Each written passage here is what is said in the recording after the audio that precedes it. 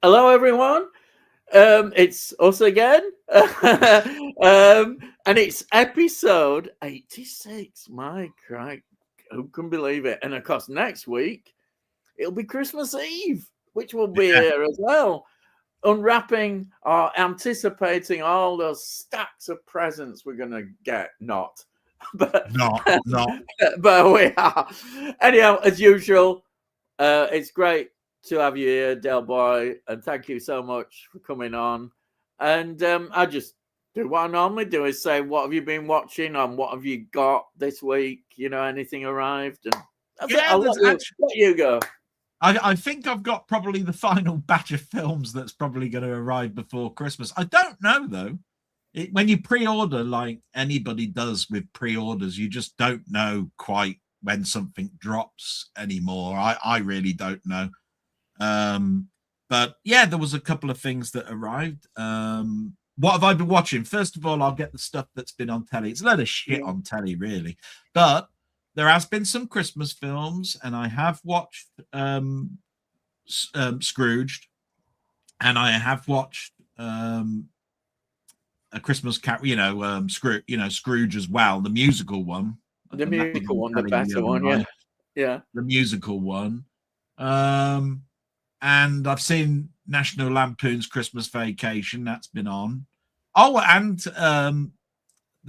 Santa Claus, the movie, that's been on as well. That was actually shown last week. But yes, there's been some things that have turned up. I'll have to turn my background off again, won't I? Always have to do that. Hang on. I have watched actually quite a lot of films. If you haven't noticed, by the way, the big lot of stack that goes up has gone. Hey, I've been tidying up a little bit. But there's a couple of really old ones that have come through, and I really am looking forward to these. Jerry Anderson has brought out Thunderbirds in 4K. Oh, wow. Thunderbirds, right? Wow. And it's two. Look, it's Terror in New York City and Trapped in the Sky. So it's a double-sided 4K release. Are they in this country? This country, yeah. Wow. And cheap. I'll have you know that. Below £20. Yes. Wow, that's a bargain. In 4K. Steelbook, Space 1999, The Breakaway, 4K. Oh, it's a good 4K. 4K. Yeah. How much was that? Was that same price? Wow. Bargain. Then in their standard Warner Brother cardboard box packaging. Oh, yeah. Boogie Nights. Oh, right, yeah. Which I think is one of Burt Reynolds' best films. I will say that. Not a lot of people highly regard that film anymore, and I understand it. It's about the porn industry and all of that sort of stuff, and Dirk Diggler and all of that sort of stuff, and Roller Girl and all that sort of stuff. But it's still a mesmerizing film to watch. You know, I find it quite good. It's sort of like a Scorsese Whale of Wall Street, you know what I mean? That sort of thing, but in the porn industry. So, and then I really want to see this Long Walk. Everybody talks about it sounds interesting. Yeah. It's a very nice steel book. I don't know if I could show it off, but the metal rims are gloss. They're gloss. They're different. Yeah. So that's good. So those are the things that turned up. Right. But I've been watching a lot of films because I've been upstairs sorting out my vinyl record collection and my comics. Oh. Now, that means I want to watch something when I'm up there because otherwise I'll be bored shitless. Yeah. And the reason I'm doing it is I've got to sort some things out. I might have to sell some things, that sort of stuff. It's not the nicest thing to talk about. But upstairs is where my plasma screen is, my 3D, my X TV before I bought this one. Right. And it just happens to be hooked up to my Laserdisc player. Now, so, yeah. That means I got my Laserdiscs out. So, I watched The X-Files. Oh, nice. That's the Back to Fight for the Future. Yeah, that is Laserdisc of The X-Files. I watched the Criterion edition of Some Like It Hot. Yeah, a great film. I mean, honestly, how Laserdiscs work are just phenomenal. Do you have to turn them over, or are they No, all? mine's dual-sided. Right. But if it's on 2 discs, you have to take the other disc out. Right. 12 Monkeys. Oh, yeah, underrated film. I think 12 Monkeys is. I love it. What I mean? Love 12 Monkeys. Yeah, 12 Monkeys, which is Dolby Digital. Yep. Yeah.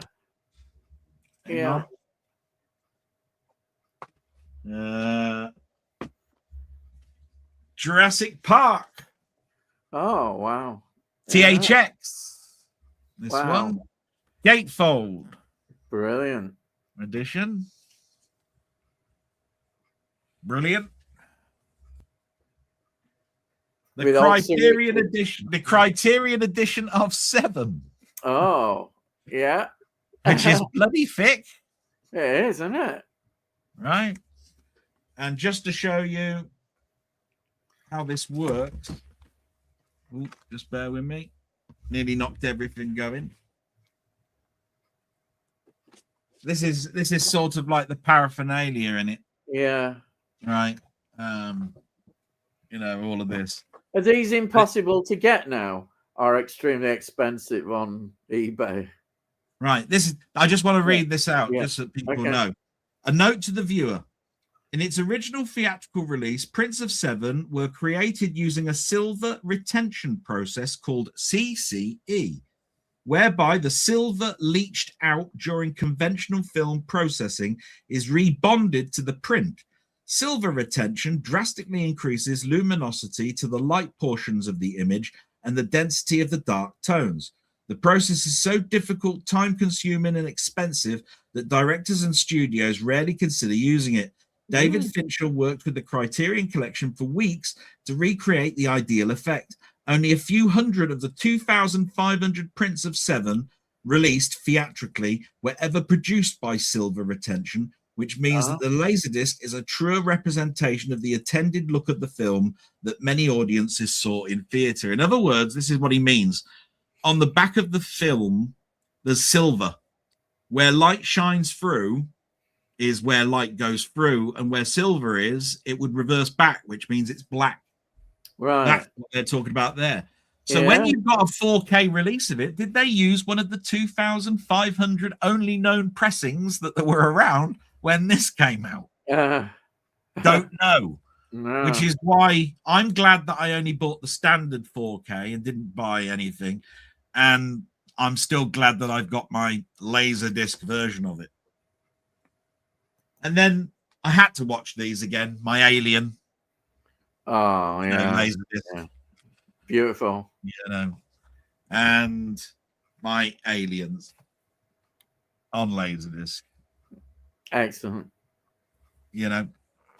So you can see these. I mean, these are really, I think, hard to get hold of now.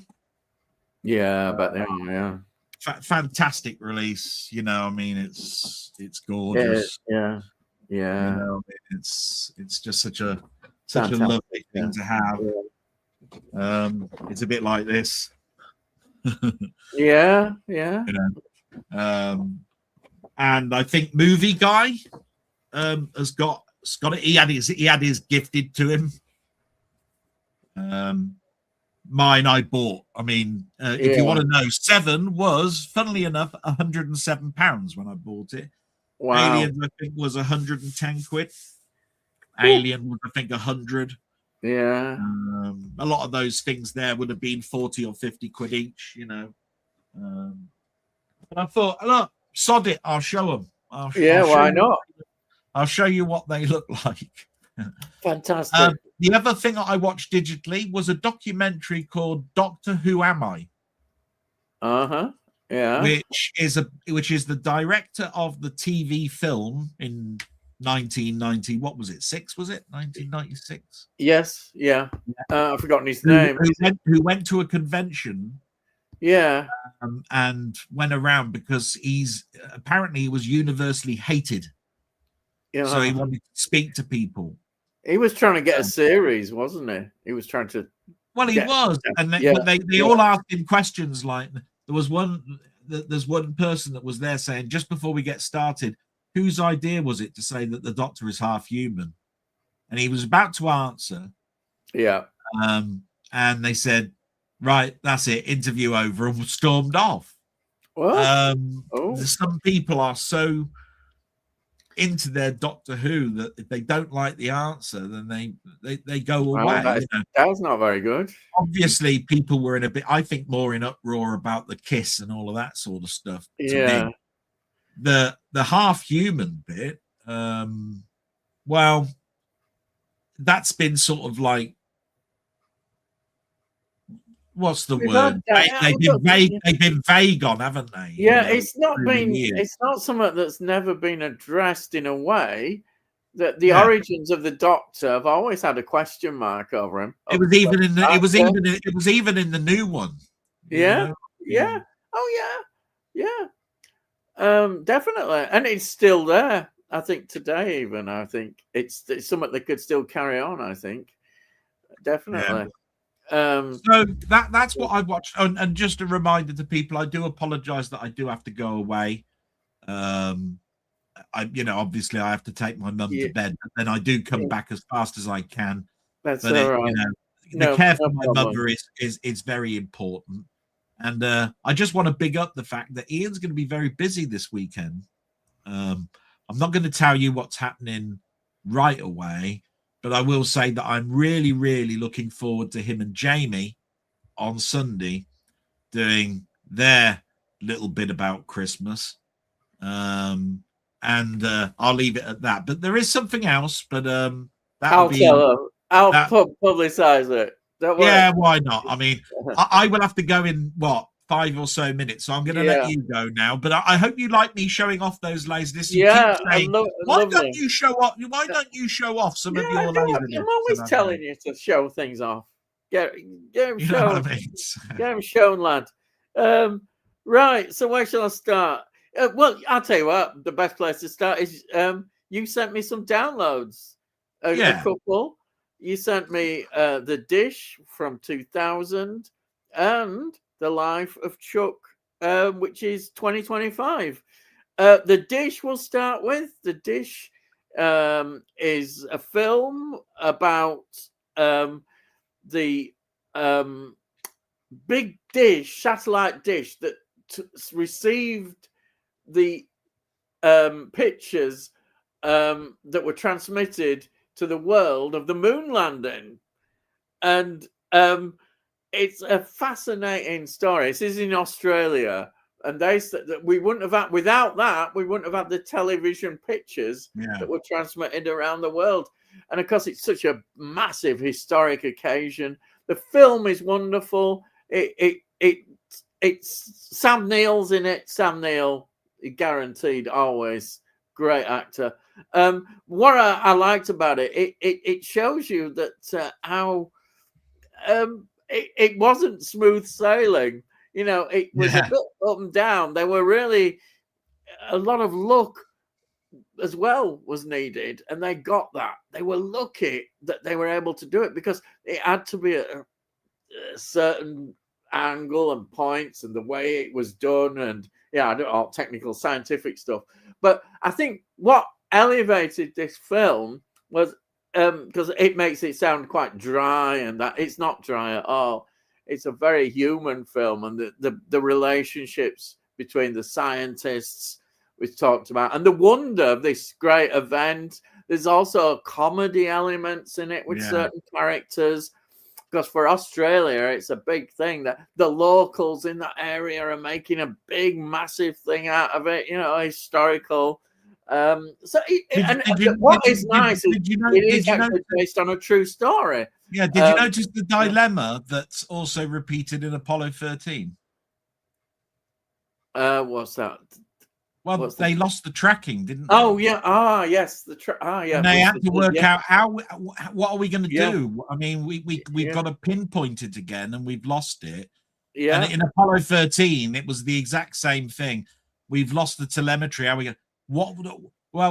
What's the best point other than we're heading towards Earth, Yeah, right? yeah, So you put Earth in the window. What's the bloody thing that this thing's doing? It's heading towards the moon, isn't it? So yeah. That's it. Yeah, it was amazing to me that 3 years between those two events, the same thing was occurring in two different, yeah. total two It different really missions. is. It's just it's an enjoyable film. Really, it's a very enjoyable. And Oh, then and the other, before I go, I'm sure that you'll say exactly the same thing, Ian. Rest in peace, Rob Reiner. oh yeah, it's Um, that story is very sad. It's very sad about what's happened. yeah, Really, I do know the that his son. circumstance of Well, at the moment, we yeah. still don't know, do we? But No, I we believe don't the know. son has been arrested, and there's all sorts of stuff that's going on. Yeah, it is very sad.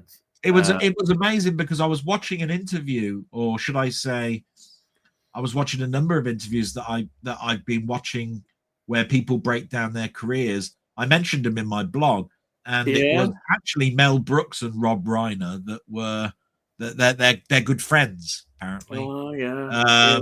And they were talking about how they started and all Yeah. that sort of stuff because I think they're very Jewish, aren't they? I think Yes. their Yeah. Yeah. background. So they were talking about the 50s and how Jews were perceived back then and Yeah. how it was difficult for Yeah. them to write comedy and all of that sort of stuff. But Yeah. Rob Reiner,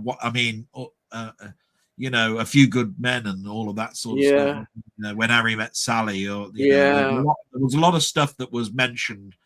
I would have said a few of the older ones. They were mentioning all new films. I don't know whether that was Yeah. because you know what I mean, but Yeah. we also have the death of Jill Gerard from Buck Rogers. Yeah. Yeah. That It's was just a very today, I sad week. think. I just think it's a very sad week, to be quite honest. Yeah. It is definitely. Um, two very big influences on me in my early watching TV and film. So Yeah. you know, Yeah. Yeah. but Very yeah, sad. I only mentioned that because I've got to go now. I'll be back Okay. in a bit. Yeah. I'll ramble on and go on about this. uh, right. Okay. So Delboy did send me The Life of Chuck, which a lot of people have talked about, and I can see why. In fact, I loved it so much. I've ordered it. I've ordered a Blu-ray of it. I thought it was absolutely fantastic. I can't wait to watch it again and again. It's a film. It's a Stephen King story, and it's not a horror story. It's sort of, I don't know. You got it's a sort of sci-fi, perhaps psychological. Not a great deal of sci-fi. No, I wouldn't say a great deal of sci-fi. But I don't want. It's a film that you don't want to say too much about it because I think it would spoil it. Because another important part of Life of Chuck, looking back, is it starts as the world is ending, and we go back to various stages, and it's beautifully done. And you may be wondering, dancing, how does that all fit in? Well, dancing is important to this story as well. It's such a clever story, but it's a psychological one. It's an examination of human, how we are as humans, and it's beautifully done. It really is. What can I say about it? It's one of my favorite films of the year. Definitely, I rate it very highly. I say I've ordered it, and I just had to. I just had to get it. I just loved it. I can't wait to see it more again. It's a film that made me think a lot, and then it's one that you think, "Oh God, I've got to go back and watch that again and again and again." A film that arrived, and I'd forgotten I'd ordered this. Happened. It only arrived today, actually, which is this one. It's in Senders. Jamie, I think, had recommended I get this. This is Villeneuve's first film, his debut film. So I've no idea much about this, and I've forgotten I'd ordered it. I had it ages ago, and suddenly it came through the door. So I'm looking forward to this. I say I don't know really anything about this, but I mean, Denis Villeneuve is a great director, and this is his first feature film apparently, and it's really good. So I'm really looking forward to that one. I did. I'm doing this live about Christmas films, and one of the Christmas films, well, one part of an anthology that somebody has selected on there. It could be Jamie who's selected this. So I looked at this anthology. It's an Amicus anthology, and it's from Tales of the Crypt. And I thought, well, I'll watch that one, the Christmas related one, which has the wonderful Joan Collins in, but I won't go into that. But it's a great choice. But then we've got all these other tales from the crypt, and it's really good. I started watching it. I thought, oh, I've got to watch that one. I've got to watch that one. You just get in. It brings back all those wonderful, horror anthologies. They're really just easy to watch, and you can't but just love them. I absolutely loved it. It's a great. Amicus were really good. Asylum is one of my favorites, which was an anthology one. But yeah, I really enjoyed that one. And then so I've done that. This one is one I've been meaning to watch for a while, and it's a Tony York one we've been going on about with Delboy. And I have seen this one quite a few years ago, a long time ago. It may even have been on TV that I saw it. Anyhow, it's Two Mules for Sister Sarah, Clint Eastwood and Shirley MacLaine. This is a wonderful film. The relationship between those two, the two actors, is just. It's just wonderful. And I like Clint Eastwood's role in this. He's the way their relationship develops. She's there. She's dressed as a nun, and he thinks at first it's a deception, really. She's not a nun, but it works so well in believing at first that she is a nun, and they're drawn together. He's there to protect her, get her there safely. It's wonderful. Shirley MacLaine, I don't know. This could have been one of her first major roles. I'm not sure. But if it was a very early role for her, which I think it was, she actually almost steals the film. She's great, absolutely wonderful. I haven't seen much of Shirley MacLaine, to be honest. But this one, I really liked her. I thought she was really good. She was in, and the name has just totally gone, a film that was up for an Oscar a few years ago with Deborah Winger in. She was really good. That she was like a mother figure, and I can't. It's just totally gone at the moment. The name. It's a good film. I've got it in my collection. She's really good, but this is obviously younger, earlier on in her career, and I really enjoyed this. It's just, and it looks good. It's great. The locations, as usual, on this kind of film, it is just wonderful to watch. I've totally enjoyed it. What more can I say? But when you get a film where you actually see the chemistry between the two characters, it just elevates it totally. You don't always get that in some films, but this one, it just works. It just works so well. And Clint Eastwood, he's almost got a wry smile a lot of the time on his face as well. It's almost like they both really enjoyed filming this. You could see that, I think. Yeah, absolutely superb. I really enjoyed that. I think that I have been watching, because of preparing, I've been watching some Christmas films. But one I did choose, and then I watched it and thought, oh no, it's not as good as I thought it was. So I've changed it to one that I absolutely adore. I don't know why I didn't choose that first. The one that I'll just talk about the one that I rejected, which I've got a copy on DVD. I watched it. It was the original Alistair Sim's Scrooge. I watched it and was very disappointed in it. I didn't like it that much. You know, I much preferred Albert Finney in the musical version of Scrooge, or Scrooged as it's called.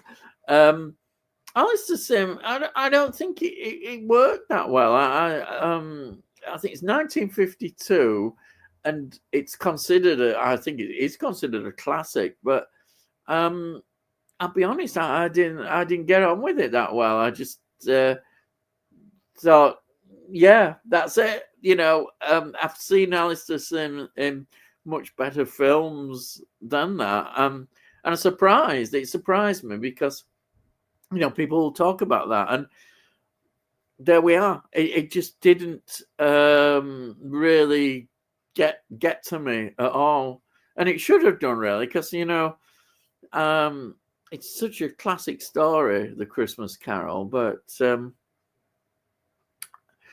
I don't know. I just felt something about it just didn't work. I think the ghosts weren't that good either. Whereas you look at the actual musical Scrooged, the ghosts are really good in that as well. You know, and you know, it's got the songs in it, and the songs are not bad. You know, they're all right, the songs. And Albert Finney just absolutely steals it. He does. He's just really good compared with Alistair Sim, and that was my impression. Maybe not everybody's going to agree on that. A lot of people will probably say, "Oh yeah, the original," but I think it's got a reputation which perhaps, you know, I found very disappointing when I watched it. Thank heavens I've only got a DVD copy of it, but it was just rather, I don't know, that it is. Yeah. Anyhow. Okay, right. Let's go through some comments now. Okay. We've got Sai saying, evening gang. Good evening, Sai. Welcome. Hope you're okay, doing well. And hopefully we should have a good time this week. No arguments, nothing. It's all going to be good. I know it is.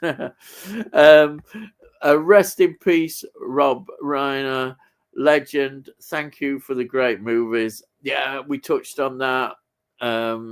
Totally agree. Very sad news, and quite shocking, really, what's happened. You know, that would happen. What can you say? You know, his son doing that. It's shocking. But his work will live on, and that's all I can say, really. You know, it's just so sad when that happens. We'll see that anyhow. And then here we've got original Jurassic Park is still one of my favorite movies. It is. It's wonderful. Absolutely wonderful. And of course, it's got one of my favorite actors, Sir Richard Attenborough, in it. He's fantastic, isn't he? Isn't he wonderful in it? But dinosaurs, anything with dinosaurs, I do love. You know, I know a lot of people perhaps are not as keen on some of the later films, and they're not as good, maybe. But I still find them enjoyable. I'll watch them. I'll watch them all. Dinosaurs, great, absolutely fantastic. But yeah, I think the original is excellent, and I say seeing Sir Richard Attenborough in acting there, absolutely wonderful. I love it. Absolutely fantastic, brilliant. Then we've got Rocket Bunny saying, "Good evening, both, and good evening, chat." Yeah, welcome as well, Rocket Bunny. Thank you so much for joining us. And then Sai saying, "Hi, Rocket Bunny." And then Colin Stanley's "Evening, Sai." And we've got Sai saying, "Hi, Cauldron." And then we've got Jim Jam, and he's saying, "Good evening. Good evening. Hello, welcome. Brilliant to see you, Jim Jam." And then Cauldron does, haha, very good, Cauldron. Yes. Okay, right, let's have a look. Okay, confessions time. Today I watched Watership Down for the first time. Wow, what a powerful film. Wow, yeah. Wow, you lucky. I see it for the first time. Wow, I saw it at a cinema, and I saw it a couple of times. I saw it at the actual cinema, then I saw it in one of the film clubs that I was in. Amazing film. And what I remember as well, I read the book before I saw the film, and the book is very involved, and it covers a lot. The film does that is in the book as well, because often some things are cut out or changed a bit, but certainly some of the disturbing kind of scenes are very much part of the film. I think what I love about Watership Down is that it shows this is not all fluffy bunny rabbits being all nice and everybody. It shows a genuine kind of adult look. Yes, I think it's a very adult animated film. It is very much so, and brilliantly done. Absolutely brilliant. In a way, the Art Garfunkel song "Bright Eyes" is nothing like the film, really. In a way, it's a sort of the way it is. The film is much more complex and darker. It's actually quite a dark film in places, very dark, but very good. I think anybody who hasn't seen the film Watership Down, then it's well worth having a go. Don't be put off if you're not into animation that much. It's so good. The story is brilliant, and brilliant concept. The way it's all done, and it's terrifying. It's sad. It's happy. It's got everything in there. It's got a wonderful depth to it, which you don't always get. I think people probably went to the cinema. Perhaps if anybody didn't know the book, they were going to expect some sort of like Disney-like thing, and it's not Disney at all, is it? It's far from being a Disney film, miles away from a Disney film, and that's its strength. That is what makes it such a unique piece of film, a British film as well, and one that once you see it, you don't forget at all, and it's definitely worth seeing a few times. Definitely, it's definitely very rewatchable. I'm saying all this, and I haven't got a copy. I should get a copy. It's wonderful. It is a wonderful film. And then Jim Jam says, looking forward to new Avatar or Avatar Land. Oh dear, what am I going to say about Avatar? I'm not. I've got the Blu-ray of is it the first one? I see. I'm not even that, and I think I was kind of a bit disappointed with it. I don't know why. It starts off good, and in places it's okay, but I don't know. I never liked it as much as a lot of other people did. It's like, I'm not bought the. I don't think I bought anything more, and I probably wouldn't buy the new one. But a lot of people, I accept, really do love it, and I can't argue with that. People love it. They've waited a long time. I think I don't know how long it is, but it's quite a while. So it's going to be good for them that have been waiting for it and are going to hopefully enjoy it.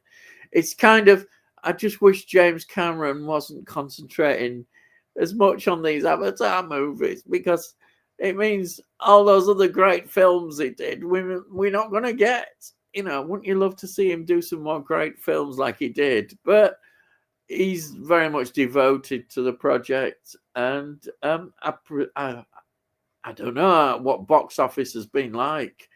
It could be a success again. I don't know. I don't know. I haven't seen any figures, but it'll be interesting to see how it does. Maybe it's at the right time of year as well, the release as well, just before Christmas. People wanting film like that to watch may do well. I don't know, but maybe I should watch it again, but I don't know. I just didn't get into it the same way as I should have done. I thought maybe that's why I should watch it. I don't know. It's a bit long, I think, for me, and I don't normally say that. I love long films. I love long films, but I just, it started off okay, and then it just went on. I didn't get it as much, it just wasn't quite my. But it's like, I don't like Tron that much, which I know is sacrilege, and people are getting ready to hang me and draw and quarter me. I don't get on with that. Avatar, maybe a bit more I get on with it, but eventually it falls into that where I start to lose interest in it. I want something a bit more, I don't know, emotional, a bit more human, I guess. Something like that I can grab onto.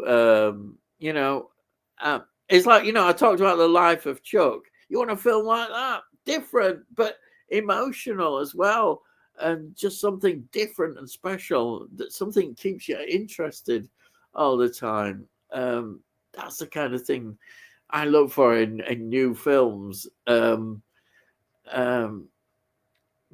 there we are.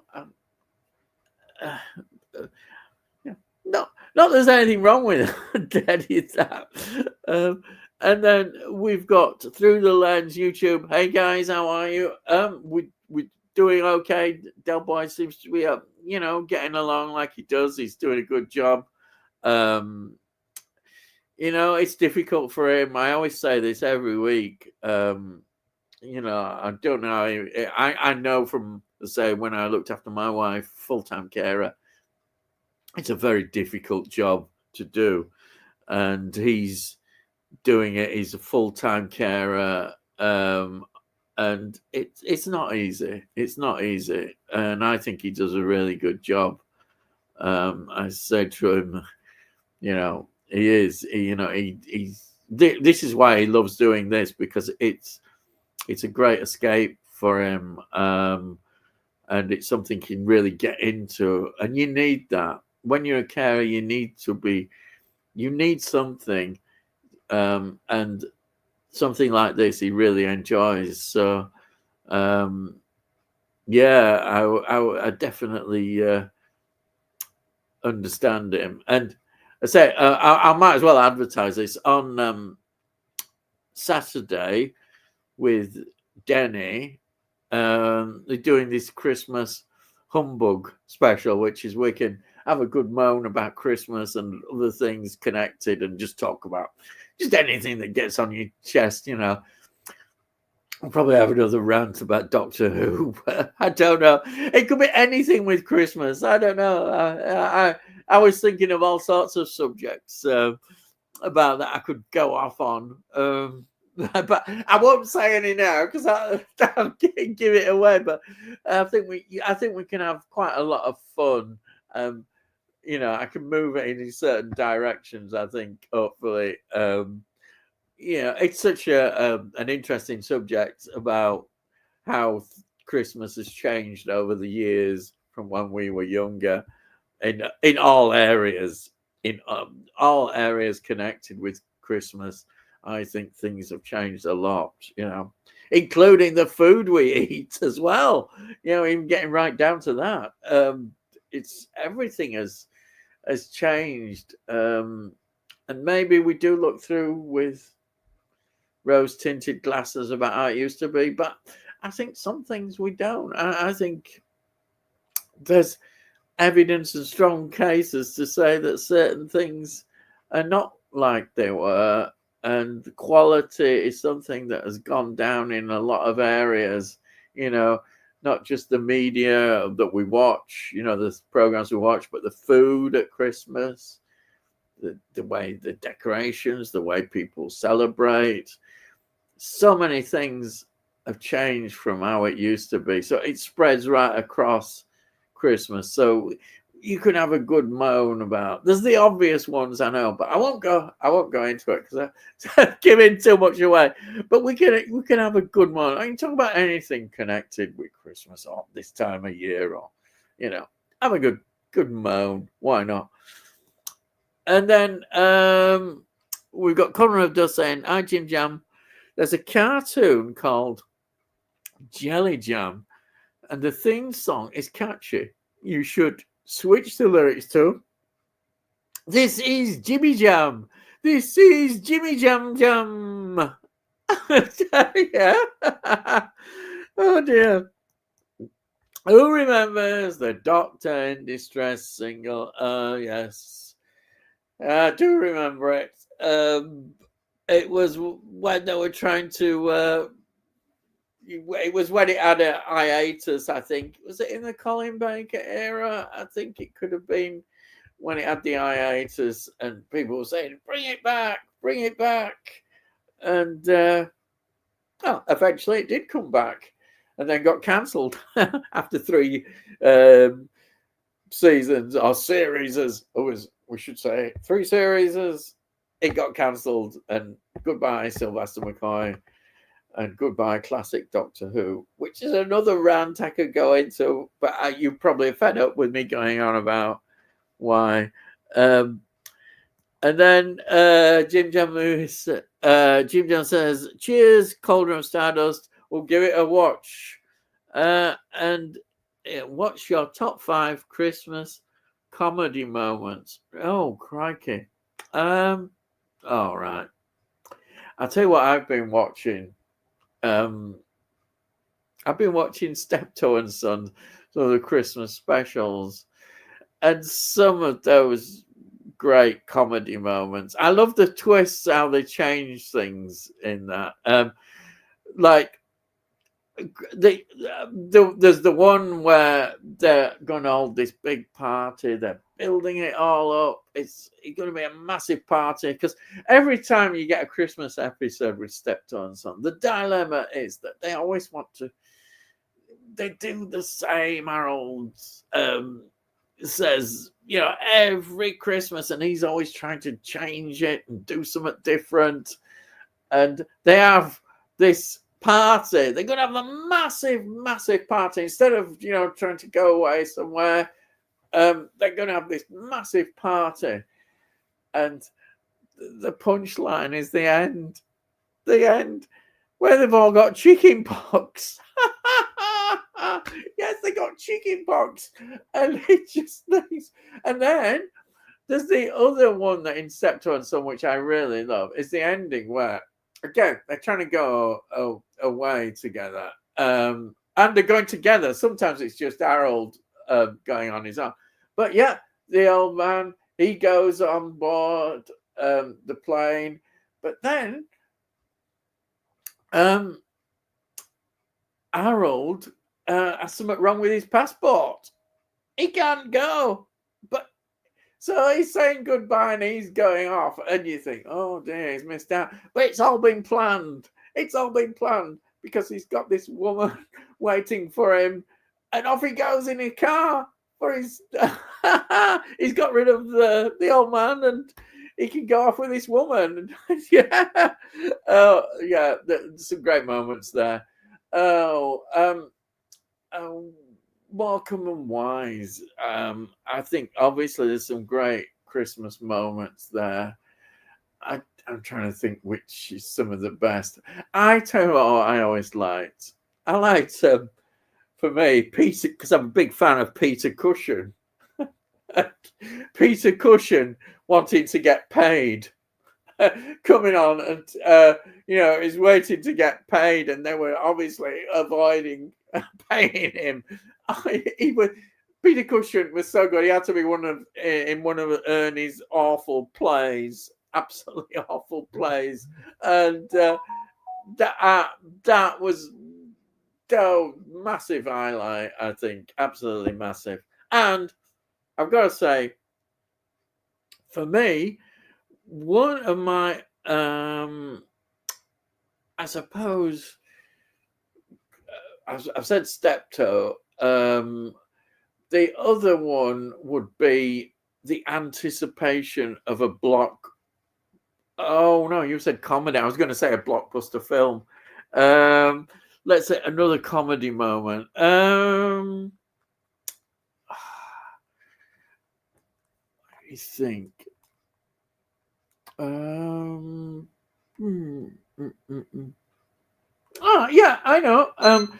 I always loved the two Ronnies. The two Ronnies doing their Christmas shows. Now, actual moments. I always loved the musical numbers at the end where they were all dressed up, and you'd get them. I'm sure you get them dressed in the Santas, and always the lyrics to these songs they would sing would be absolutely brilliant. I don't know if Ronnie Barker wrote them. He may well have done. I bet Delboy would know all about it. And something like them just doing that would be absolutely brilliant. The lyrics would be so clever. So I'd always look forward to two Ronnies. They were great. What else? Gigi.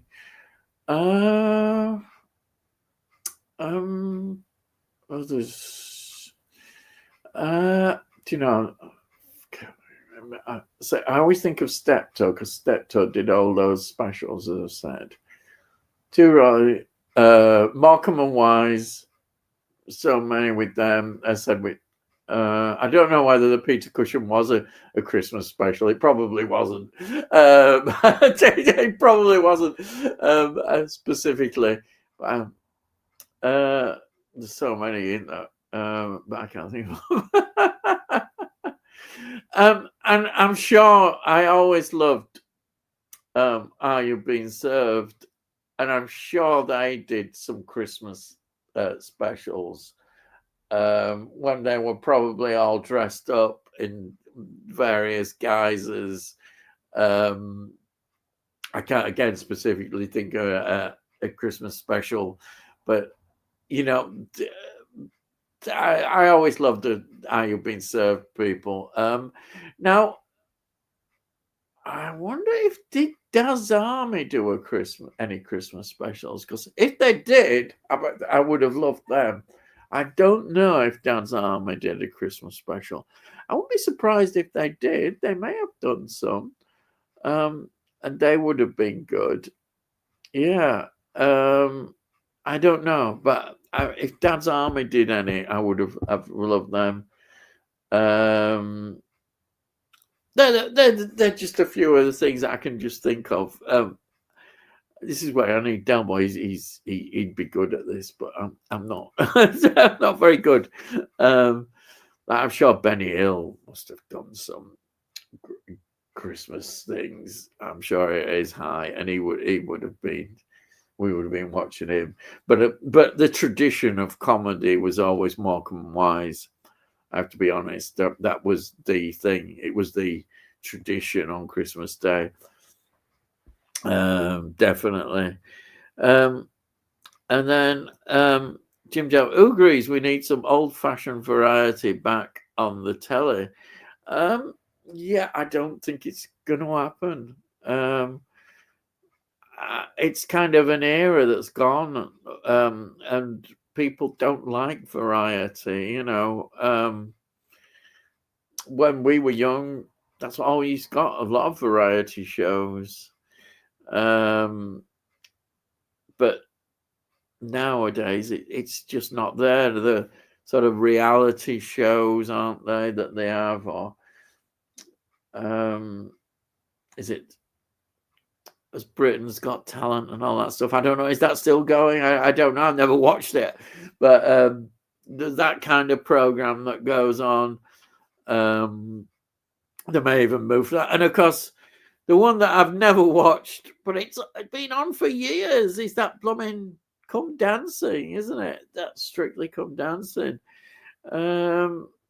So I think I suppose you can never say they could come back in another format. But I think the problem is that live TV now is getting smaller and smaller. The BBC is, I don't know what the BBC is going to happen to them, but they're going to disappear eventually. They'll be, I don't know, they're going to have to do a form of streaming, probably paying so much. You're going to have to pay so much. They might still carry on producing programs or have some sort of tier system, because I suspect they're going to be told that they have to do some free broadcasting, and they'll be told, I think, that they have to do that. But it's all going to be through like a streaming system, I would imagine. And they'll have to take adverts. They'll probably have different tiers to it, but I think they're probably going to be told they've got to do one that's free, a sort of a basic one, sort of that. But whether, I think, to be honest, I think it's always, I think it's gone now. I think it's an era that's passed by, and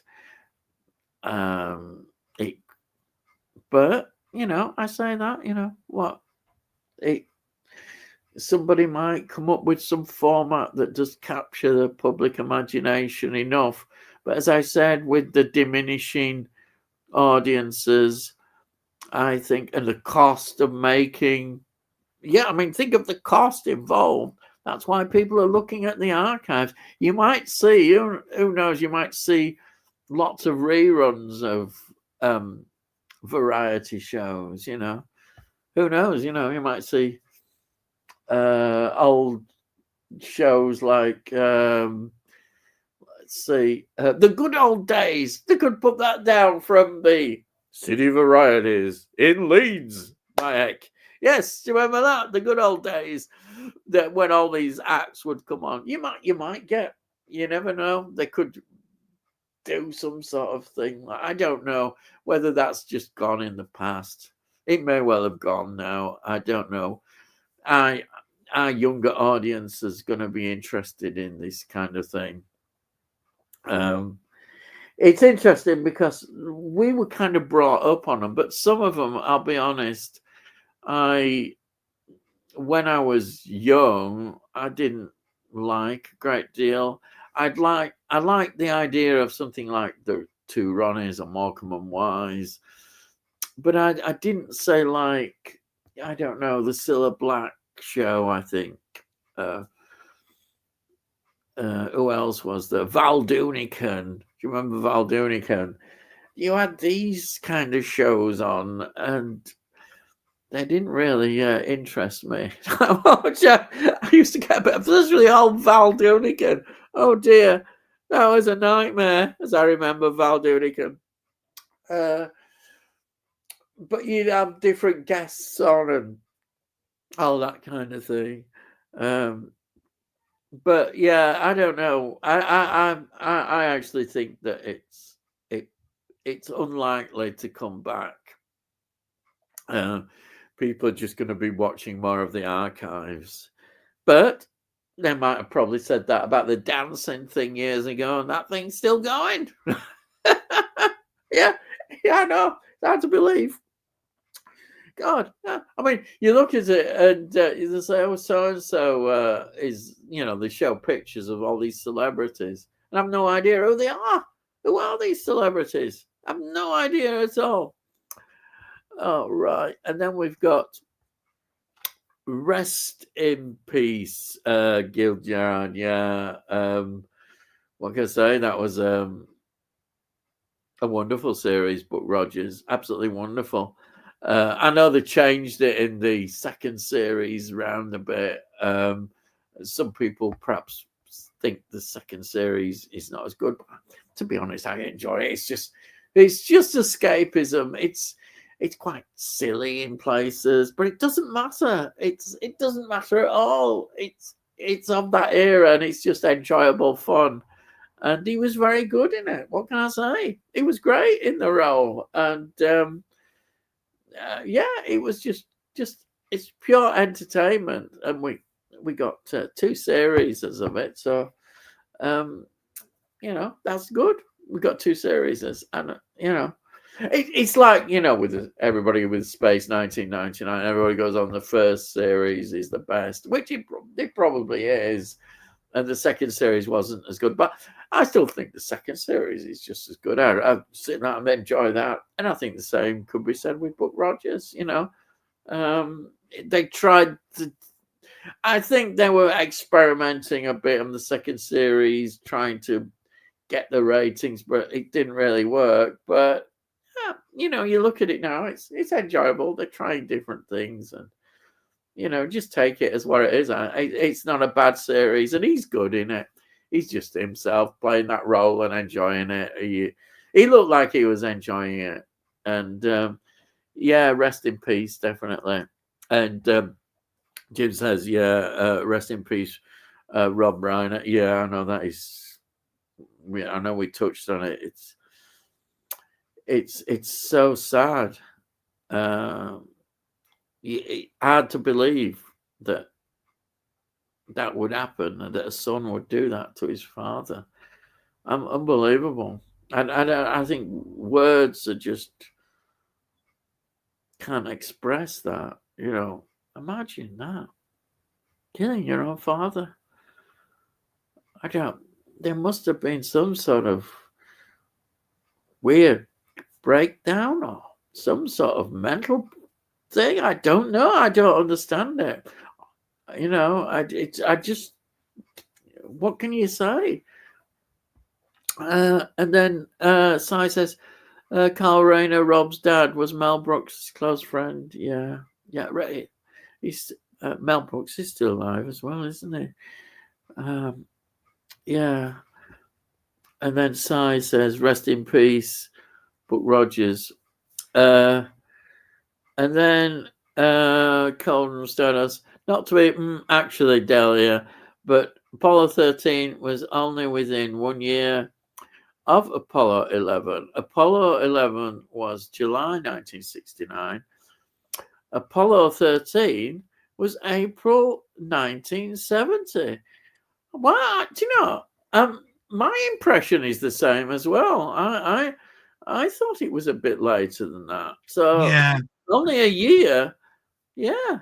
I will forever have a slip of the tongue or whatever it is. It's two missions afterwards, and I think there was 6 months in between. So yeah, it would be. I didn't know it was April 1970, but that would be about right because it was early 69, wasn't it? Yeah, yeah, So they would have done one at the end of 69 and then the beginning of yeah, 70. But it's like anything. I did mention that Mel Brooks and Carl Reiner were friends. I'll tell you something else. They did a sketch show in the States called The 2,000-Year-Old Man. They did it for years, yeah, where an interviewer interviews a guy yeah, that was around when Jesus was around, and he starts yeah. saying, what do you know about Jesus? And, well, he mumbled a lot, couldn't hear him very well. All this sort of stuff. It's a very funny sketch. They made it onto a record. They were big friends, and I mentioned in my blog that there is a YouTube channel, and they interview both Rob Reiner and Mel Brooks in the same episode, like they did with John Winters. Is it John Winters? Is his name? And Robin Williams. Because they were in Morecambe Mindy together on the 4th season, and Jonathan Winters. That's right. Was in It's a Mad, Mad, Mad, Mad World. Yeah. And he did that film after he had a nervous breakdown. And if he hadn't have done that film, they said your career would have been ended. You will not be recognized, hired again, all of that sort of stuff. So he had to come out of his retreat and make that film. And if I remember rightly, he's very good in that film. I'm not a big Jonathan Winters fan, but there is very much a similarity between him and Robin Williams. If you see Robin Williams, he runs about and says high pitched voices. And Jonathan Winters in his early career, you'd give him a stick or something, and he'd come out with 15 characters that would use this stick. He'd use it as a gun, he'd use it as a sword, he'd get all sorts of different characters. And it's amazing that all of these people we keep losing. It's just very, very sad. And I just came in as you were talking about second seasons of things. It's amazing, but every single one of those, Space 1999 and Buck Rogers, it's all studio interference. Studio interference.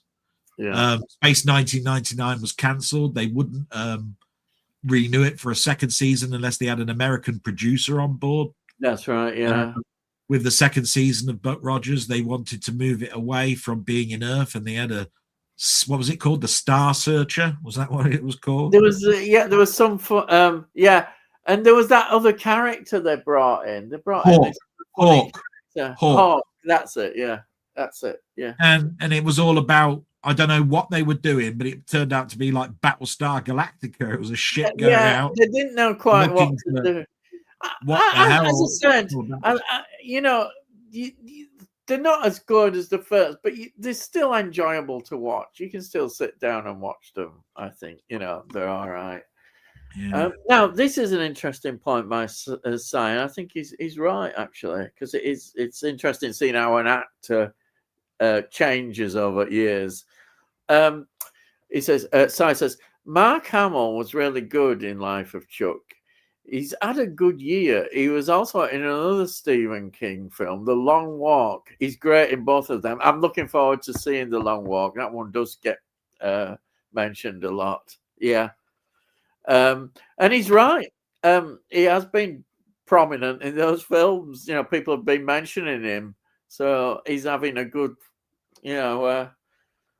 revival. Well, perhaps he's never gone away. It's just we haven't noticed him as much. He's one of those people that does voiceovers and that's right. Yeah. There was an interview with him, and he was talking about he did a British film called Slipstream. That's right. I remember. Yeah. And it had a great cast in it, but the story was terribly muddled. And he said he did it because he wanted to be in something radically different, we can understand but also that. something that was slightly familiar. And he was just a ship pilot in that, was he? Something like that. Kind of a ship or something. And I remember Slipstream vaguely. But it's quite right. He's coming out of Star Wars, bit tight. typecast a little bit, trying to get bits and bobs. And yeah, it's great that he's still around and doing. And stuff. It's nice he can choose, isn't it? It's nice that he can choose. He went into voice acting. He did well. Oh yeah, he was the Hobgoblin in the Spider-Man cartoon. He was the Joker in the Batman cartoon. Yeah. So that's quite a lucrative thing, voice acting. A lot of people get involved in that. So he's carried on. He has worked, and now he's back in this kind of thing. Was he in Children of the Corn or those children things? Wasn't he a priest or something? No, I don't think in Children of the Corn is. Unless you know what I mean. I was talking about. I don't know. I haven't seen the remake. Yeah, that's what I'm trying to talk about. The one with Christopher Reeve in.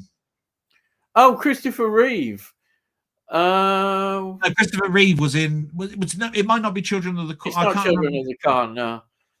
You know the one I'm talking about with the eyes, and they're all got blonde hair and.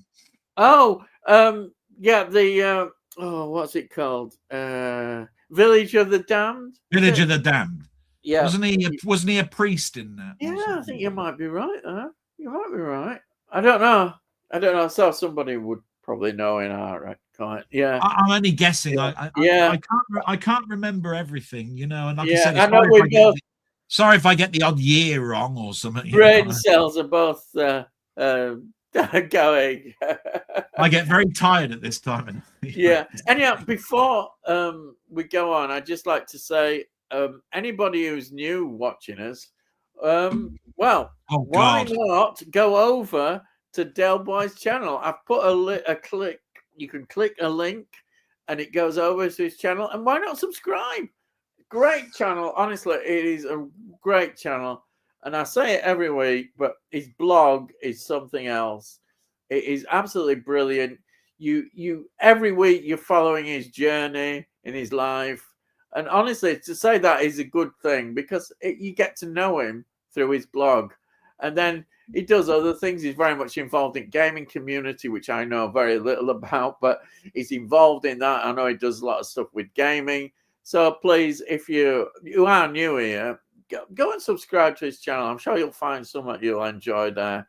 Well, it's a diary, isn't it? It's a diary. It's good. It's always something. It's brilliant. It's like an episode. It's like an episode of Big Brother at the end of every week or something. Yeah. Well, as I say, you get to know you, which is what is a good thing, I think, in a blog. You get to know warts and all, almost, as they say. And then we've got Tony saying, good evening, Ian and Dal and chat. Good evening, Tony. Thank you for joining us. Hi, Tony, you little shit. And then we've got Cauldron Status saying, hello, Tony. And then Tony saying, hi, Cauldron. Sai saying, hi, Tony Hawk. And I Sai, Tony Hawk says, right. Shirley MacLaine is a fantastic actor. I'd like to have seen more of her. I've not seen enough. I should see more of her. Definitely. She, as say in that film, I absolutely loved her in Till Mules for Sister Sarah. She was absolutely refreshing, wonderful. Yeah, absolutely wonderful. And then Tony Hawk, some good touches of comedy in Till Mules. Yeah, there is. It's just. So it puts a smile on your face, which is great. Absolutely wonderful. Tony Hawk's prove that you're human. What time is it? Just saying about Shirley MacLaine. What film did I talk about last week? Oh, you talked about a lot of films. Which one? The Apartment. Oh yes, yeah. I should have known straight. Jack Lemmon. Yeah. What a fantastic actress. Yeah, it's amazing that everybody has their own sort of like opinion on a film or something. I think that was possibly the first time I saw Shirley MacLaine in a film. Yeah. Two Mules, brilliant. And I do like westerns. Yeah, it's just amazing that every time somebody will mention Shirley MacLaine, I'll go The Apartment. Yeah. I always, and I can't think of the name of that Oscar-winning film that she was in. It's a later one. It's very later in with Deborah Winger. I don't know what it's called. It's later. It's a Danny DeVito's in it as well as a smaller part. It's a really good. It's a really good film. It won an Oscar. It was Oscar winning. I know that. But Deborah Winger, absolutely fantastic. I'm sure somebody will know. And then Tony says 46:46. Somebody's already mentioned it. Yeah. I'll let you read it out, but yeah, size dead on. Oh no, sorry, I'm standing on my head. It's actually 23:45. Having a good laugh there. Yeah, I love the Albert Finney version of Scrooge. Yeah, I did. Yeah, after seeing that one, Albert Finney he's great. It's a wonderful film, I think. And isn't Kenneth More one of the ghosts in that as well? Which I like to see Kenneth More. I think he's Christmas present, the one that's present, the one with all the abundance of things.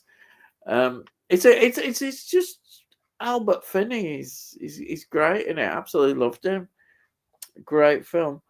And then to prove a point, 2038. And then, as I said, few.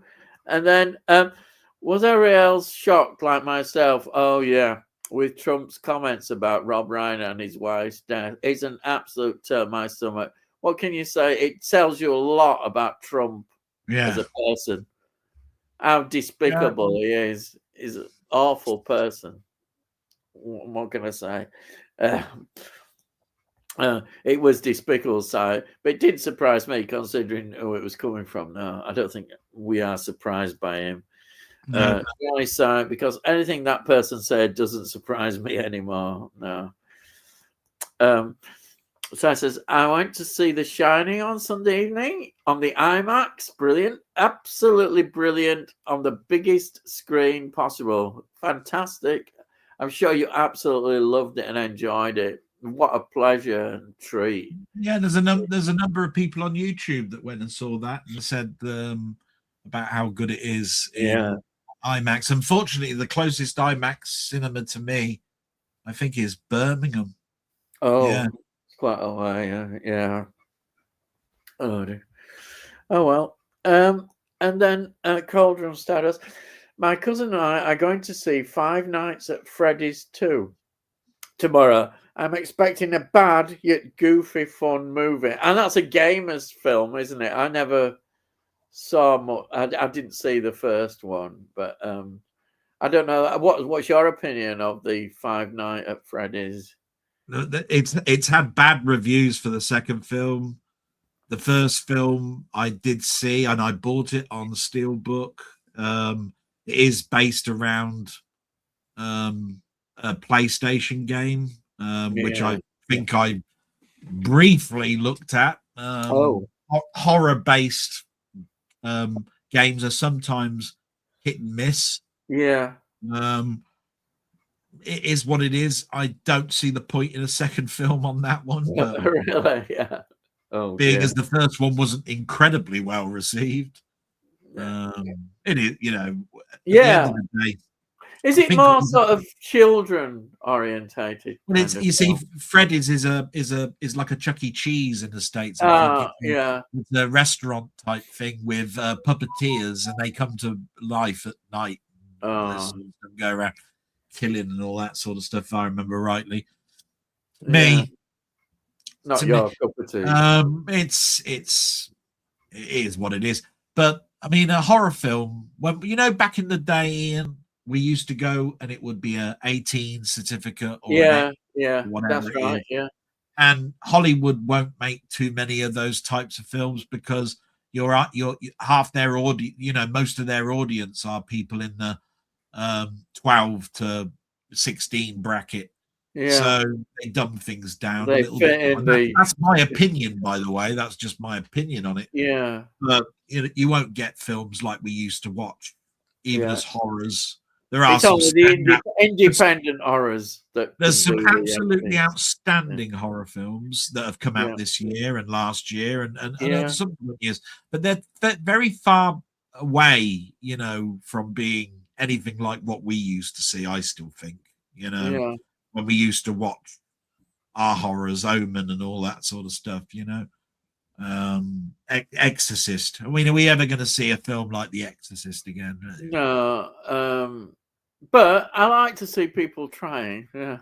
Yes. I think it's good. I think horror is a creative area that people still, because it's the budgets are lower as well on horror. There can be, you Oh can yeah. produce a good horror film quite cheaply, and it's good to see. I think, and so even sci-fi doesn't have to all be expensive special effects. You could still do sci-fi films that don't have all these things. Well, yeah.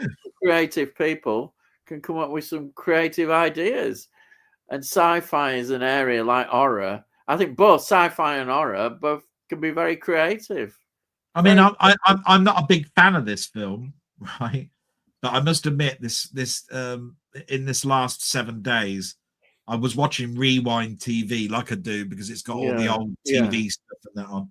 Inseminoid was on with Stephanie Beacham and Oh that. Do you yeah, remember? that's a That good geese. one. That's going back a few years. Yeah, I like Right. that. It's It's low good. budget, but it's characters. It's characters in that It's all film. right. You know what Yeah, I mean? it is. Yeah, that's all right. I mean, you always talk about that film Millennium, don't you? Yeah, Millennium, Cheryl brilliant. Ladd in it. It's just good fun, isn't it? It's well done. I love the way the time thing in it. I think is great, absolutely wonderful. Yeah. Then we've got Sai saying, I fancy watching Fackham Hall at the Farkham cinema. Hall. It's supposedly a cross between Downtown Abbey and Naked Gun. Yeah, that's why I was being careful now, going Fackham Hall. And now I get it. Now Yeah, well, you have to, don't you? Like, you have to, don't you, with Fokker planes, don't you? I mean, you have to be careful. Yeah. Be careful. But I get that. I'm sure you can spoof it quite well. Downtown Abbey and Naked Gun together. You could probably do some good funny things there. And then Cauldron of Stardust is agreeing with you, Ian. I'm with you on Avatar. I'm not into that series at all. Yeah, I watched the first one and I just wasn't blown away by it at all. I didn't get into it. But as I say, it was a lot of other people did enjoy it. A lot of people enjoy it, but I don't think it was quite for me. I just didn't get into it. Maybe it started okay, and then it just, I don't know. It just didn't grab me at all. But what did you think of Avatar then, the original? When I first saw it, the talking. This is the problem with Avatar. The talking point of Avatar was 3D, wasn't it? I mean, and when you got past the 3D part of it, what was in the story? Mm-hmm. Avatar, people in wheelchairs could go into a creature that's, into something that basically can walk and talk, and you can experience sensation. And all that's been done in films as well before. Yeah. So, it was spectacularly looking. The 3D worked from an early 3D point of view, but do you make a series from that? A whole IP around that. Yeah. We're now on to the third film. Apparently, there's going to be another two or something like that. Actually, some people are hoping it'll fail, so they won't do anymore. And he'll get back to doing his other. And then the news story. And then the news story this week. The news story this week is that there are 4 trailers for the new Marvel Avengers Doomsday film that comes out in a year's time. They're showing a different They're showing a different trailer every week to make people go and see Avatar, right? So I'll tell you what, you'd have and somebody said this on YouTube. You'd have to be bloody dedicated to sit through another film just to watch the trailer of something. Yeah, it's like Hollywood's gone mad. It's like we'll do anything as a gimmick to get people to go watch films more. I certainly love Marvel. You know, I'm a Marvel comic collector, not really a cinema collector. Yeah. But I'd have to be bloody mental to go to spend 13 quid 4 weeks in a row to see the same film just so I can see a trailer. Yeah, you would. That's mental. Yeah. And anyway, they're bound sure to release the trailer on YouTube because somebody will bloody film it and show you what the Easter eggs or something are in this trailer. And there'll be loads of videos what they made on it, analyzing every single second. And somebody has already released on YouTube. I think it's Nerdronic or something. The actual trailer and talked about it, and Marvel are tracking him down or something. I heard something like this anyway. Oh, right. It's like, so the first trailer is about Steve Rogers, who's Captain America, and I'm going right, and I'm just going. That doesn't make me want to go and see Avatar. No. And the film is a year away. Yeah. So how much of the footage is there going to be in this thing to show you what the film is? And just like anything, they're saying there isn't one. I think there's very, very little, if any, bits in the trailer that talk anything about this film. It's all clips from the Avengers and Endgame and all of that sort of stuff in it. So at the end of the day, it's bollocks, really, isn't it? Yeah, because it's clear they're trying to build up some sort of anticipation, but I think they're a bit late. I think people have gone past it. They're not that anticipating it anymore. I'm just not into gimmicks anymore, really. Yeah. And what's worse is that sometimes if they start to get any negative response from the trailers, sometimes they'll even go back and do a bit of re-editing or extra footage put in, or they start messing about because they're panicking. Why? I suppose it's because of the amount of money that they've spent on this film. Yeah. It's bad, really, but there we are. That's how it is. Because they probably won't get the money back straight away. Anyhow, I doubt it. It'll only come long term.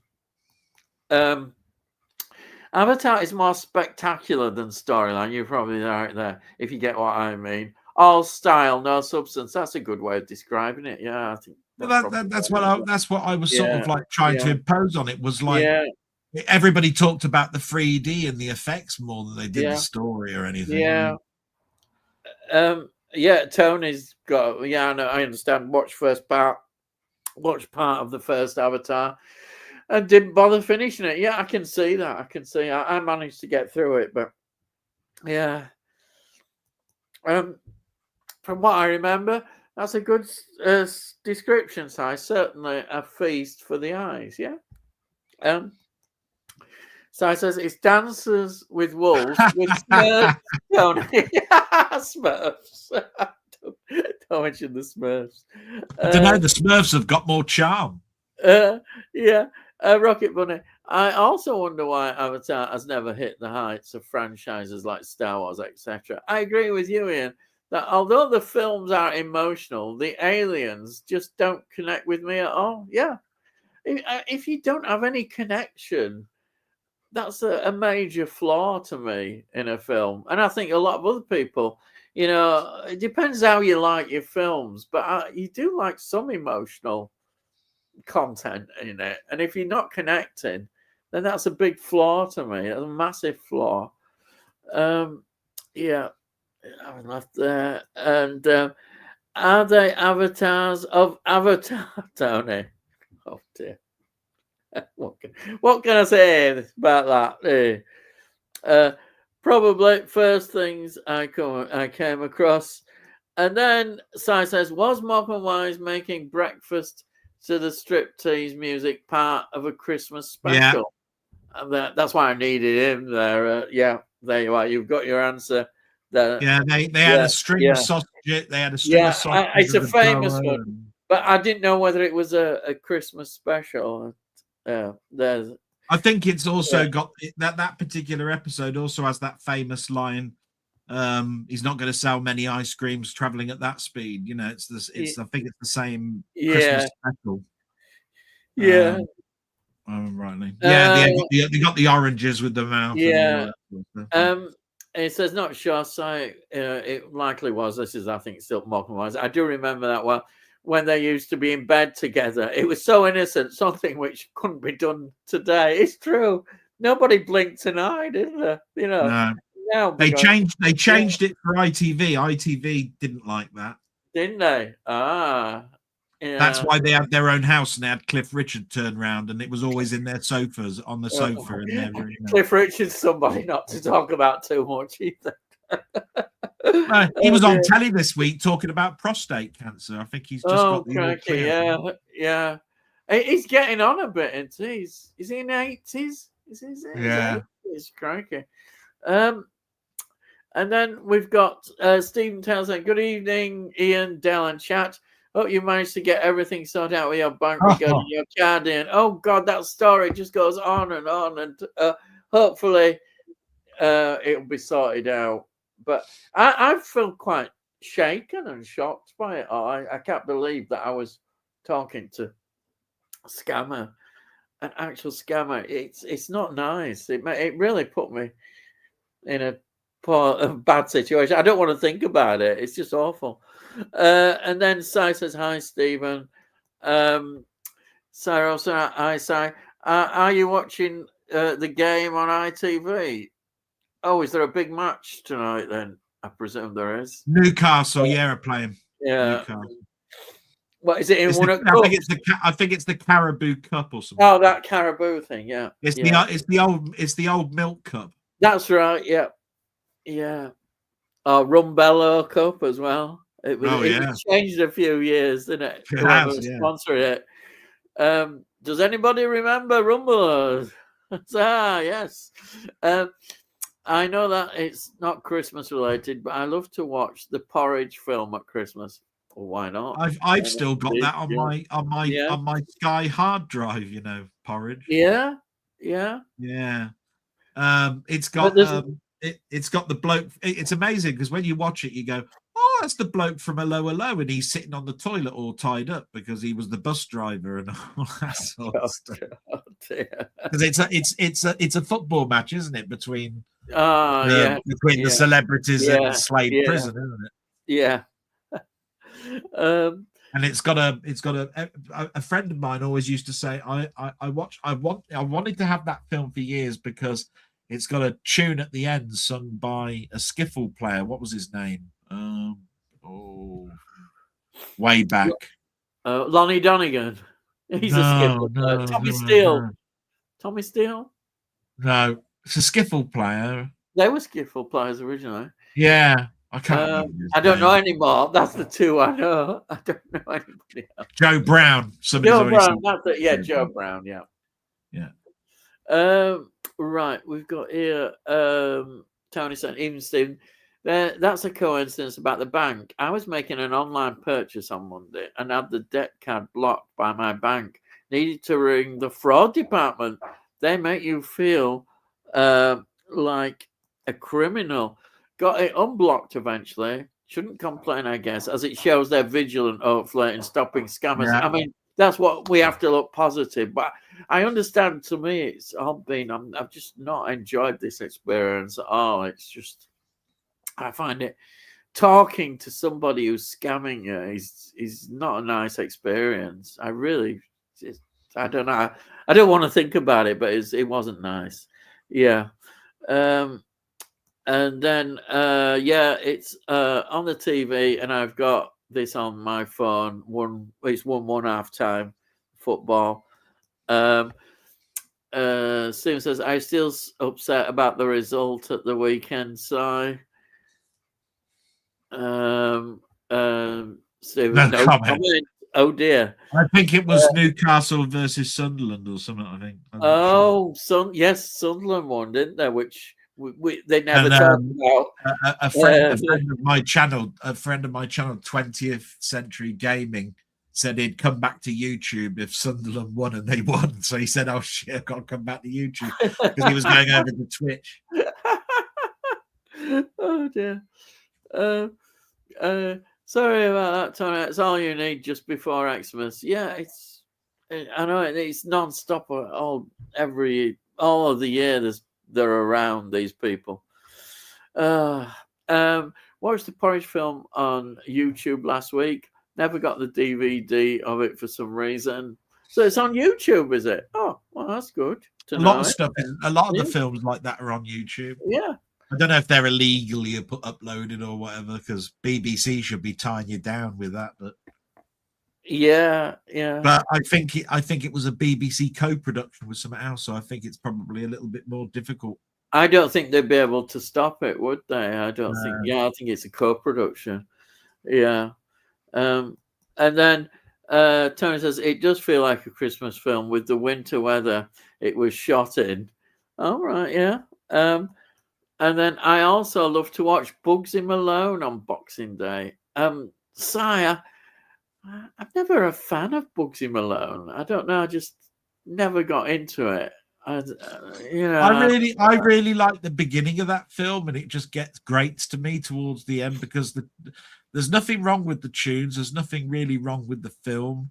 It's just that by the time you've seen the running gag of the vehicles with being like bikes and the guns with throwing cakes and stuff around, it just turns into I think it works on the stage an awful lot, but it's a film. It's a bit much. Yeah, I just got it. I mean, I loved it as a kid. Yeah, well, yeah. I mean, that's what I can stomach watching it. It's just that by the time I get to about an hour of it, I'm just going, I've had enough now. Yeah. I understand. You know what I mean? Oh yeah, here we are. Also, watch The Tradition of the Snowman. Christmas is the snowman as well. Definitely. Yeah, but have you seen what they're doing? I mean, on Channel 4, right? It's on the snowman and the snow dog are on in the first 3 hours of Christmas Day. Yeah. They repeat it at 4 o'clock. The whole block, the 7 till 10 o'clock slot is repeated again at 4 o'clock. And they're showing it Boxing Day in both slots again. I'm going 4 times. Well, they've obviously got no to show. They must be short of money. Short of money. But I mean, I don't watch live TV. The only reason I know that is because I was looking at a cartoon called The Tiger That Came to Tea, which was an animation that came out a couple of years ago, which I liked. Yeah, I remember that. Yeah. And it was on last Christmas, and I was going to Denny. I was turning around and saying to him, "That was on at the same time last year." He said, "You want to have a look? It's on 4 times in 2 days." That shows you. It does show you about the. Anyhow, that's something we might be ranting about on Saturday. Plug. On an invite. I've been invited by. Well, I did publicise it, but yes, look out on Saturday. You're going to enjoy it. Especially if you like us ranting. Yeah. Anyway, I like. Oh, here we are. Never-ending story every day of the year. What a surprise! What a surprise! Well, it's never-ending, isn't it? It's never-ending. But you love it, so that's good luck to you. That's great. I used to like watching The Princess Bride every bank holiday. Yeah. I mean, it's each to their own, isn't it? Really? Yeah. Well, I watch Chitty Chitty Bang Bang every year. Yeah. Every Christmas, or 2 or 3 times a year. Right. So I said Snowman is a must on Christmas morning for me. Yeah, everybody has their own special time to watch Snowman. Yeah, and I like the one the Father Christmas one as well. It's got Mel Smith voicing it, and it's got that nice element of comedy, and it reflects the books. It's very close to the books as well. Absolutely wonderful. I've got both of them. They complement each other. But if you have to choose one, you probably just choose the snowman. But I still like the Father Christmas. Is it? I've forgotten his name. Is it Briggs? Yeah, Raymond Briggs. Raymond Briggs. Yeah. Great. And apparently they got the animators to do a Scottish commercial, didn't they, for Iron Brew or something over Christmas? I think they did. Yes, I think you're right. I did see something about that. Yeah. Something about Santa on his sleigh going around. Yeah, and the Iron Brew thing. Yes. Yeah, you're right. You did. Yeah. I couldn't stand having to watch Val Doonican. Yeah, I agree, but my parents loved him. It was so true, Tony.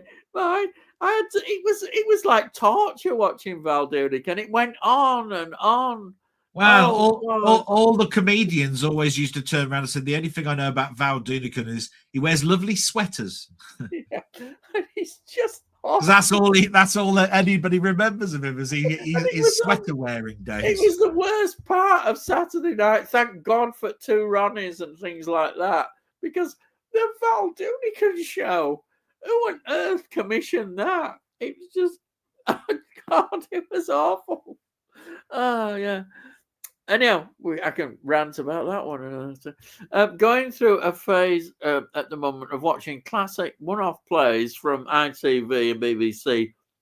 Stuff like Play for Today. You can get some absolute wonderful plays and often actors who became famous later on, for other things. Well, those were a good series. Somebody pointed out to me, you might want to consider getting the Orson Welles Theatre or Armchair Theatre. It was a play thing, and it had Christopher Lee, and it had some great actors in these things. Apparently, it lasted 2 seasons, but apparently it was brilliant. It had so many stars in it. It's like watching. I need to hunt out some of those kind of things. I must admit, it got me intrigued. I haven't looked to see whether there's. I think the DVDs are out of those. I wonder if, our friends, the what are they called, a World of Books and people like that might have any like that. That would be. Yeah, apparently that came out in like 1972 or something. The Orson Welles. It might be difficult to get hold of. Who knows? And then but yeah, Play for Today was a standard thing. I remember Play for Today on. It was every week, BBC. I remember it. Funny you mentioned the snowman, Jim. The past semester for my literature during the Cold War class, we watched cartoons. Where the Wind Blows, made by the same creator who did the snowman. Yeah. Where the Wind Blows was a great nuclear thing. It was based on this government leaflet which showed you what to do if there was a nuclear war and how to prepare for it. And it was done in a cartoon form, wasn't it? Animated form. It was really good. It was good. It made its point, though. It made its point that it was kind of absurd, this protecting yourself from a nuclear war, but this is what the government believed that you had to do. Yeah, because I remember every home got one. We got them through our letterbox. Yeah, somebody was delivering them. That's how much they sort of scared you in those days, the Cold War period. I think some people are trying to bring it back. Hello, Reform Party. Oops, being political. Two Ronnie's Christmas specials is a must. Are a must. It was. Again, was the last one they did the Pinocchio one? What year would that have been? When did Two Ronnie? That's when Ronnie Barker retired, wasn't it? Was it early 90s? Or was 88, something like that? Yeah. But it was. I remember the Radio Times showing a picture of him as Pinocchio or something. Ronnie Barker. We call it Pinocchio. I think that was the last. It's interesting because I remember by that time, some people were thinking that the Two Ronnies had been going on too long. There was like a certain sell-by day point, which happens in comedy. It does happen. It was the new wave comedies, wasn't it, of the young ones and all that. And they felt It was, So it yeah, could have been 86, actually. I mean, it it could have was been a old couple of hat years. or what have you. But it was a tradition. It was one of those things that was a tradition, and things change. Um, Mm. and then, yeah, that's a bleak film, Cauldron. Yeah, it is. It is a bleak animated film. Yeah, very sad film. A sweet elderly couple who go through a nuclear attack. It is. Some of the armchair theatres have great guest stars. Yeah, I can imagine they do. Some really good actors and actresses. Cauldron, try watching Watership Down. Oh my God, was in tears. That film is brutal. It is. It's a great film. Absolutely. Mm. Wish they'd released the BBC episodes of Kenny Everett. Yeah. It's a little bit. It's a little bit like Dick Emery with that, though. Oh yes. Nowadays, yes, you're right. Yeah. Yeah. Yeah. You know, it's okay to have things like brotherly love with the big hands and all of that sort of Yeah. stuff. But There they is a wouldn't do in the best possible taste and all that stuff. Cupid Uh, stunt. Yeah, Cupid yeah, stunt. they Yeah. wouldn't. They wouldn't have that now. Yeah. Actually, if you look on YouTube, you can sometimes now. I was looking, find some Dick Emery stuff. Somebody's obviously found some videotapes because people look at old videotapes and have found some old Dick Emery stuff, which is really good to look at. Well, I You told know, you the last two things Dick Emery did was a BBC series where he's a sort of a villain type thing, trying to it was something. It was called something like Ace of Diamonds or something. I can't right? remember. Yeah, yeah, 6 episodes each. yeah, Apparently, it was very well received, but then he died, wasn't it? Heart attack. yeah. Heart attack. Yeah, he did. And he wasn't that old, was it? Was he in his 50s? No, but he Yeah. was a bit of a womanizer, wasn't he? He treated his wife badly, apparently. Oh, yeah, his personal life. He may have been drink. Was he a bit of an alky? Yeah. Possibly an alky I as think a lot well. of comedians, though, have got Yeah, alcohol, some yeah, stories around that era, 70s and stuff. yeah. Oh well. Um, Yeah. Sometimes a lot of these people we like are very flawed characters, and you have to try and put that aside and just think of the work they produced. I know that might be controversial, but that's what you have to do. You know, it's same with Hollywood. Hollywood is not a nice place half at time, is it? But you have to put it aside. You have to put these things aside and just go it for would the be art. nice, though. It would be nice for to get the BBC episodes of Kenny Everett, because although I must admit I've watched the ITV ones over and over and over They're again. not as good. Because I like all the old video effects. Yeah, I like I liked Captain Kremen and Carla and all of that sort of stuff. Yeah, There was still some cracking stuff on the BBC, but I must admit it wasn't. I don't think it was as good as the ITV stuff. No. Even though it was funny. Yeah. I watched it every week. Yeah. BBC wouldn't dare release it, would they? Kenny Everett was a force of nature. I wish I'd have heard him on the radio more than I did. Oh yeah, I remember him on radio. Yes, yeah, he was very creative. He did that 1 hour show, as I remember, and it was full of him being brilliant, absolutely brilliant. Yeah. Right.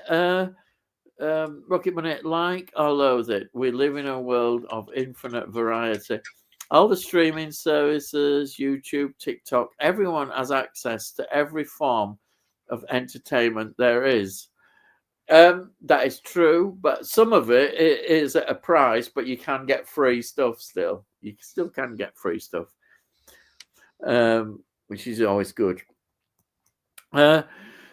Only dinosaurs our age and above expect it to be on the original terrestrial channels. Yeah, that's how it is. And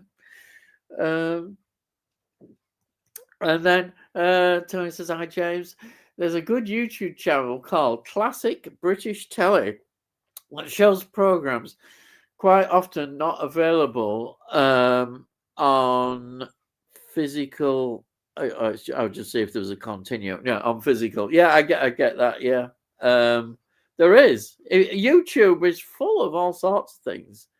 Well worth exploring YouTube. Amazing what you can find. And then, yes, definitely, Tony. Currently watching a short little Jack Rosenthal play called Another Sunday and Sweet FA. All right, okay. FA. I didn't know footballers got involved.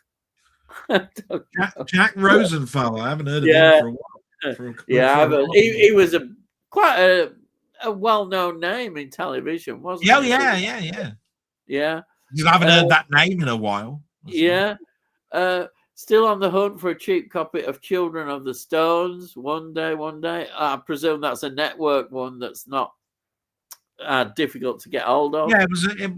Children of the Stones is. I know is a children's TV production. That's I do remember it. Yeah, I know. Yeah, it's got from Blake Seven, hasn't it? That's right. Yes.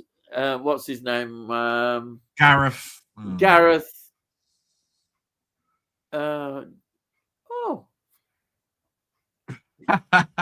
Joe? Is it Joe? No, not Gareth Jones. No, don't worry. Anyway, we all know what we're talking about. Yeah, Gareth. We're going to see now. We can't remember. It'll just suddenly come to us. Yeah. Heard of that, never seen it. I think Jack Rosenthal was quite a prolific writer.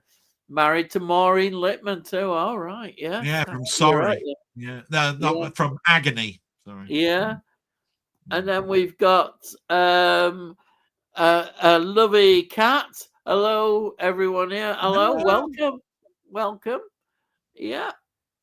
And then we've got this year, I felt really nostalgic seeing a lot of classic films at the cinema like Jaws. Who would have thought the nostalgia buzz would continue? Well, it will. It will for our generations. Yeah. Actually, you're quite young, aren't you? You're only 40, Jim Jam. It will while we keep it will while you keep bringing out films like Five Nights at Freddy. I'll tell you what. I'd rather go back and watch every film that came out in 1972 in the same weekly order than some of the shit that comes out. I know, yeah. You know what I mean? Oh dear. Oh dear. And there's some stupid films something about Who Fingered Freddy or something stupid. Oh yeah. Yeah. Best not to go down that route. I have to respectfully disagree with you here regarding season 2 of Space 99. I think it's way below the quality level of the first series. Series 1 is much more thoughtful and atmospheric. I agree on that. No, I said that. It's just I still found it enjoyable. I think the interesting thing about Space 1999, though, it's a different series where they rearranged it. It's still good that you see all these guest stars as well. Some great people were involved, and that's like the thing. I'm really looking forward to watching the 4K. You know, that is great. I'm glad they're doing those. I think the worst thing for me, personally, with the second season, is I still don't know to this day what it was, but they changed the composer of the second season. From Barry Gray. You know, to I've forgotten who it was, but he never did a thing for Jerry Anderson after that point. I don't know if it was a falling out. I don't know whether, but we all know that the second season was all studio changes from America. Yeah. Was it Fred Freiberger? Is that his name? Yes, I think that could have been. He was a Star Trek producer. Yes, yeah. Didn't do too well on there either because he got that cancelled. But he was in the third season of that. Wasn't he?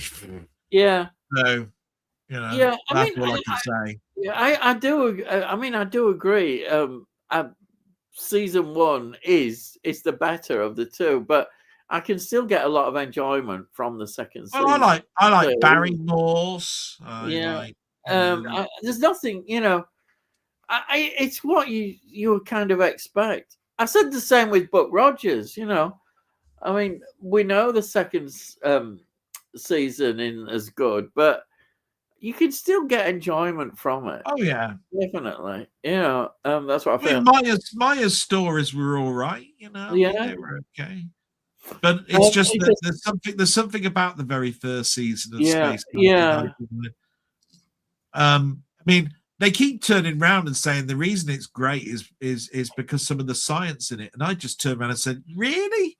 yes, I know. Yeah, about the moon, for instance, is Well, very interesting. how the bloody hell is the moon totally lit up while it's like on this jaunt, right? Who's lighting this bloody moon up, right? I Yeah, mean, yeah, it's got yeah, phosphorus in the dust of the moon, but you have to yeah, have a bloody light from somewhere like a sun, and it's heading away from it. So I yeah. mean, how the bloody hell is that? How do they keep that thing lit up? You know what I mean? Series 2 is a classic case of studio taking creative control and making what they think the audience wants and getting it completely wrong. That's a story that's happened in so many things. Yeah. Yeah. And then we've got love to get hello to everyone. Hello again. Yeah. Hello. Welcome. And then Colin Stardust. Yep. Mark Hamill. I probably spelled it wrong. Has been a prolific voice actor. That's what I'm saying. In the past few decades, including the Joker from the Batman cartoon, the Fire Lord Oze in the Last Airbender. Oh right. Yeah. Yeah, and I said he was the Hobgoblin in the Spider-Man 90s. Yeah. He's done a lot. Oh yeah, so I said like the Village of the Damned. Yeah, that's the one. Yeah.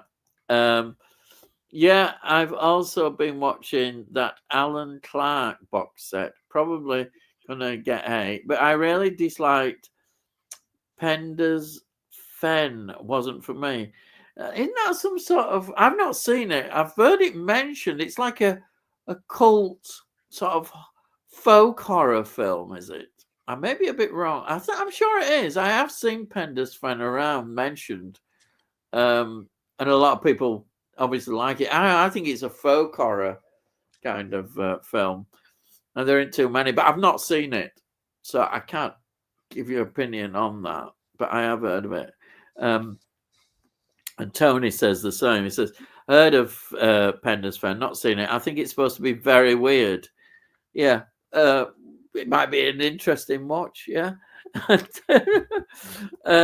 then they're saying hello, lovely cat, hello, and then hi, lovely cat. And then Stephen says, if you watch a foreign film, do you normally watch it with subtitles or dubbed into English? Subtitles straight away. Very rarely do I watch it dubbed into English. Yeah. Just annoys me with it just annoys me with the syncing and lip syncing. Yeah, and it kind of ruins a film, doesn't it? The dub. It doesn't feel so. And I think once you get reading subtitles, you forget you're reading. You get so involved in the film. Well, I do, anyway. But I know people still complain. People say, "Oh, I can't concentrate on film because of subtitles." But everybody's got their own thing. Tony, it's a set worth getting. Scum, what a quality classic. Scum, yeah, I've got an interesting history with Scum. I don't know. I've seen it a lot of times. What's that thing we used to say? Oh, so it scummed to this, has it? Oh yeah. Oh, dear. Scum's a good film, but I find it very disturbing, perhaps too disturbing. Well, I mentioned it. I keep reverting back to a question you asked me, wasn't it? I gave Scum it's disturbing. It really is disturbing film. Wasn't that a 70s film? Yeah, I think it was. Yeah, I saw it in Portugal, isn't it? Yeah, I mean, it was based on a play.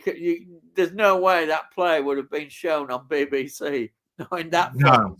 form. You can see why they didn't show it. But you've got to admit, Ray Winston, is that Ray Winston's debut as a film? You know, who would believe that he'd go on and do so many wonderful films and what a career. But he's good in that. He dominates the film. He's absolutely wonderful. But it's not an easy film to watch. Because I know that incident is coming, and you feel so. It's just very disturbing. And then Conrad Stanos, why not subscribe to Delboy's channel? Because he doesn't do live stream gaming that much anymore. We want Del live streams. There you are. The gaming community are on it, you know. Well, dear. It's not because I don't want to. He can't. He's got a lot of commitments, you know. That's all I would say. I know how it is for you. You know, it's not just easy to find the time to do these things, you know, and to be organized. And, you know, it's very time. And when you're knackered, which I know Delboy does get knackered, then, you know, what can you do? You can't do anything much. Cauldron, I have a channel, mate. Yeah, we do. You've got a great channel, Jim Jam. I haven't seen much recently, but I'm sure you still. Have you done any of your where you go looking in charity shops recently? I did see one. I think perhaps a month ago. Maybe I think it was. I think it was 2 weeks ago. He did. Was it 2 weeks ago? I did see that one, but I presume Christmas coming. You're probably quite busy, so you know it's understandable. There is lives going on. It's not all YouTube. Pleasant mini rant. Thanks, Del. Oh yeah, you got a pleasant one for him. It could have been worse. Soon Taylor. No, 90% of 99% of the time watch with subtitles unless it's an action movie. I'll have it in a dubbed version. All right, okay. Cartoons, possibly. Yeah. And then we've got Frank Holder. Del's channel is okay, but really not as great as it used to be. Almost no gaming videos, but that's understandable the way things are. It's a shame. You've obviously got somebody who supports your channel, but they understand totally. All I can do really is make a blog that's about 3 hours long, you know. Yeah. But it started off 20 minutes and now it's 3 hours. To sleep a bit longer and longer. And we don't even get trailers anymore because you ain't got time. Well, there's that. I haven't got time, but there's also the amount that basically kept getting blocked. Oh yeah, and it must be a palaver trying to find a trailer that won't get blocked. That must be difficult. Yeah, I keep turning around and saying, "Look, I'm advertising a film, right? I'm actually promoting something that the studio would probably turn around and say, thank you very much for promoting that for us." Yeah, you should do. Yeah. And yet you turn around and say, oh, it's got this tune in it. Right. Yeah, and you can't have that. Yeah. Yeah. You know. And that ruins trailers, doesn't it? It ruins them. A film that's got a lot of music in it. I don't know, something like the Soho film, that One Night in Soho, or Baby Driver, say. Oh yeah, they've got. They're heavily influenced by music, and then they do the trailer. Yeah, the trailer will have a part of that snippet of music in it. Yeah. Bang! There you go. Can't do a trailer for Baby Driver then. Or, Yeah, and YouTube is straight on it. It's ridiculous, but we are. Yeah, this is the film I couldn't think of, which I do have in my collection, and I really enjoy it. It is Terms of Endearment. Yeah, that won all the Oscars. Shirley MacLaine is really good in it. Excellent, looking after her daughter, trying to make sure everything's going well. And it's a great film. It's a drama, really, comedy drama. And Jack Nicholson makes a great appearance as the astronaut. He's an astronaut living next door, and he's superb. It's not a massive role, but it's enough. It's a good. If you like Jack Nicholson, you still see old Jack there. He's great. And then we've got Corner of Stardust. Yeah, Best Picture winner of that year. I Was Born. Oh, right. Crikey. Youngster. Tony, Stephen, English if possible, because I'm too lazy to read. But seriously, I don't mind subtitles. You soon get used to them. You do. Yeah. If the film is good, you just do. Great question, Stephen. I watch films and play games in the native language with subs. It's how the director intended it to be. Yeah? Yeah. 100%. So games then have subtitles. Yeah. Oh, yeah. Because most games these days have got a narrative. Right. So. Yeah. Oh, that's interesting. Yeah. Jack Nicholson is in it too. Yeah, he is, as I mentioned. Not been spotting much deals lately. Yeah, I notice it's not been a big one for deals, has it, recently? I absolutely loved Albert Finney in the 2000 series, My Uncle Silas. I don't think I've seen that, but Albert Finney, great actor. Get to Birmingham, Del. Oh, that's because I was talking about the IMAX theatre, wasn't it? Yeah. Oh, yeah. You could meet up with Jim Jam. Go and see a film. Denny, yeah. Very, very difficult to do. Very, very difficult to do. Yeah. But you never know. Next year, you might get a window of opportunity next year sometime. Yeah. That might happen. You never know, do you? Hopefully it will for you. A Rocket Bunny, I'm lucky to have an IMAX close to me. F1 on IMAX earlier this year looked stunning. It's good that people go into them. I bought, this is Frank Collar, I bought myself a book for Christmas. It's the Encyclopedia of Arcade Video Games, and I look forward to opening it on the day. Oh, that'd be nice. That's exciting, yeah. A reference book kind of thing. It sounds good. I'll have to hear from Frank on how good it is. See, you know. You like reference books. I like reference books. Yeah. A good reference book. And then Jim Jones saying, have any of you seen Bait or Enya's Men, both directed by Mark Jenkins? I'd love to see. I've seen Enya's Men advertised, but I've never actually got around to seeing it. No. But I think it's a folk horror one. Again, I'd be interested to see it. Might be a bit weird, but I still think. Is that a new one, Frank? Oh, there we are. And then saying yes. And then Rocket Bunny, great. I need a new one to replace my 1001 games to play before you die, which is 15 years old now. Yeah, Frank, I've got the same book as him.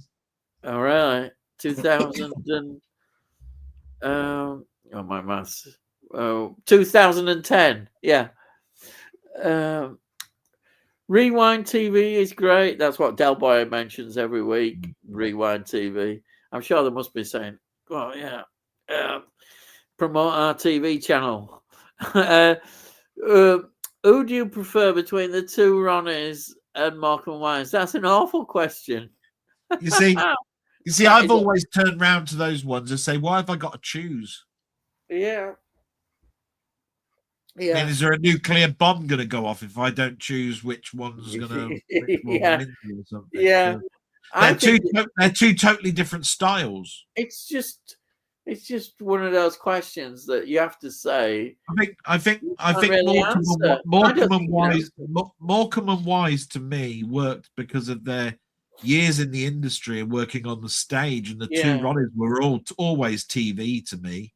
Yeah. I think their background was TV. Yeah. I do know that because Ronnie Barker retired very close to a village to where I live. He had an antique store. Yeah. And I spoke to him quite regularly in the early 80s.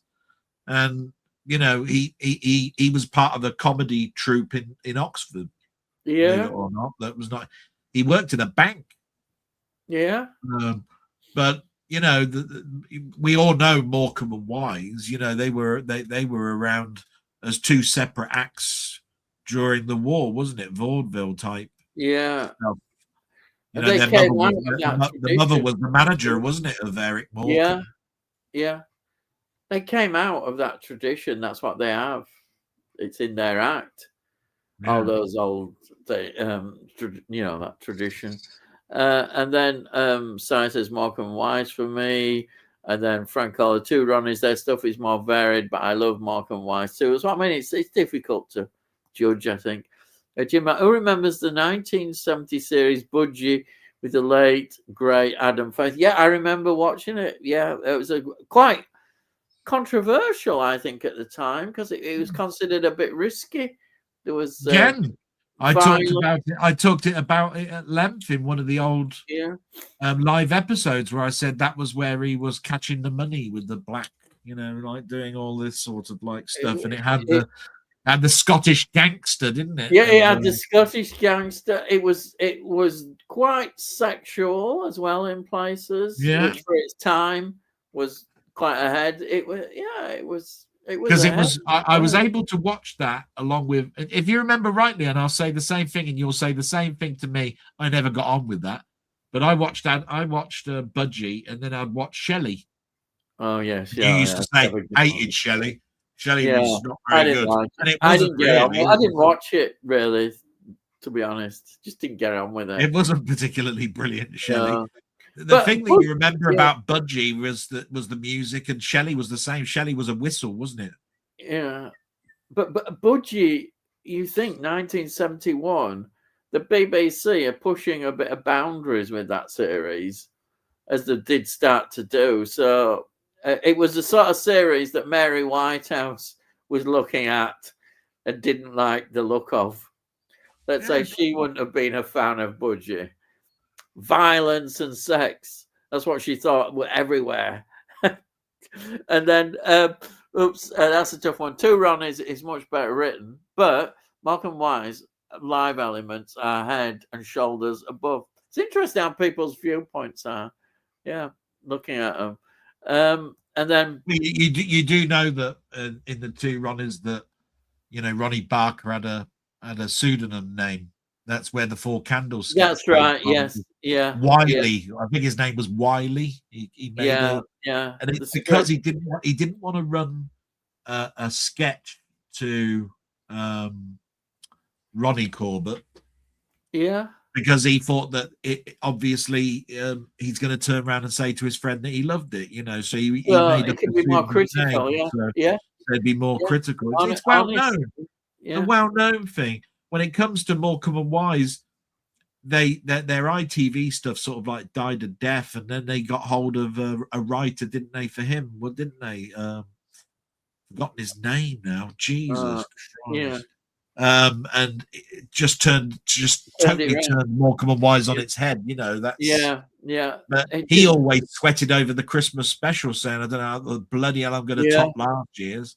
In a way, it just shows you how important the writers are. The writers are so important to all these comedians. You know, it really is very important to have a good writer. You know, Barker was a wordsmith. Yeah. You know, he loved the English language, and that's where Four Candles comes from. You know what I mean? Yeah. Yeah. You know, fork handles, four. I bet that is one of the most viewed YouTube videos, that Four Candles. Well, I think it was Ronnie Corbett that did it again with what's his name? Who did loads of money? Oh, Harry Enfield. Harry Enfield. They did they did it with phones, Blackberries.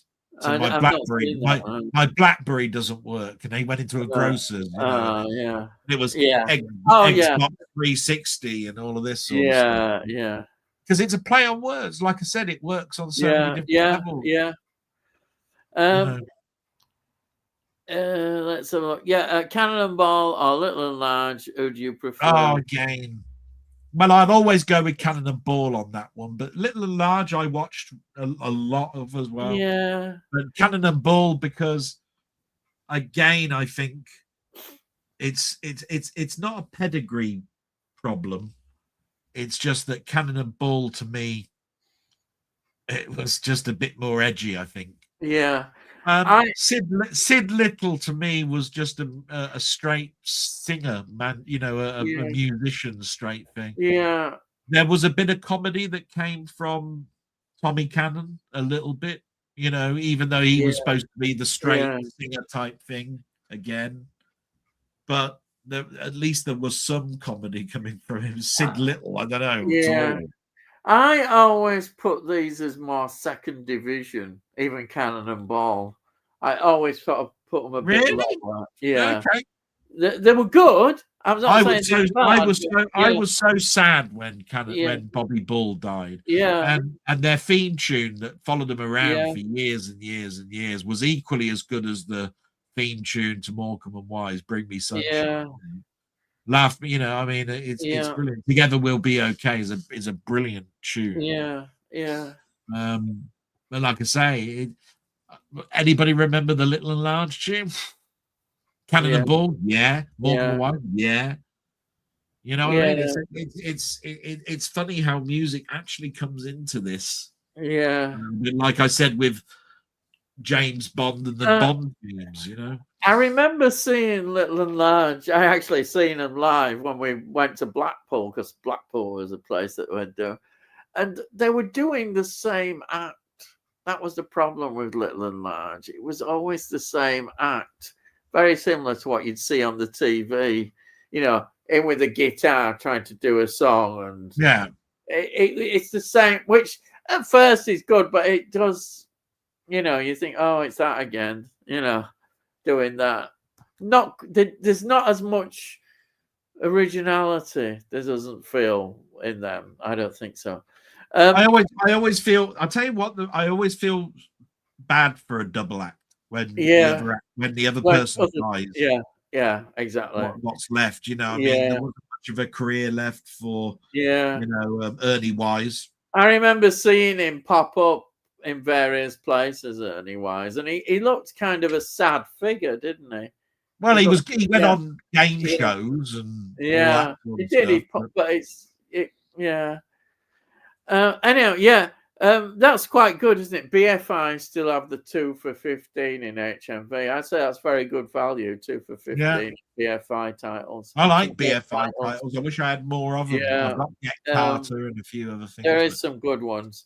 And then, sorry, but both middling for me. This is what Rocket Bunny says. Don't flame me, don't worry. You're all right, lad. That's Cannon and Ball, and yeah. As a Geordie, I have to say. Oh bloody hell! Don't you hang on? If you want to rant, right, you don't swear at me, Si. I'll tell you that now, right? Don't swear at me with Ant and Bleed. Yeah, bastards, both of them. I bet you're the millionaire. It's easy. I wish they were in the jungle and bloody stuck there and all. Yeah. I bet they got big mansions. Yeah. Don't see them eating bloody testicles from crocodiles or whatever it is. You know what I mean? Do you? Nah, they're always there doing their crappy jokes and then interviewing and all that. I have to say, in all those years, I've never watched a full episode of that.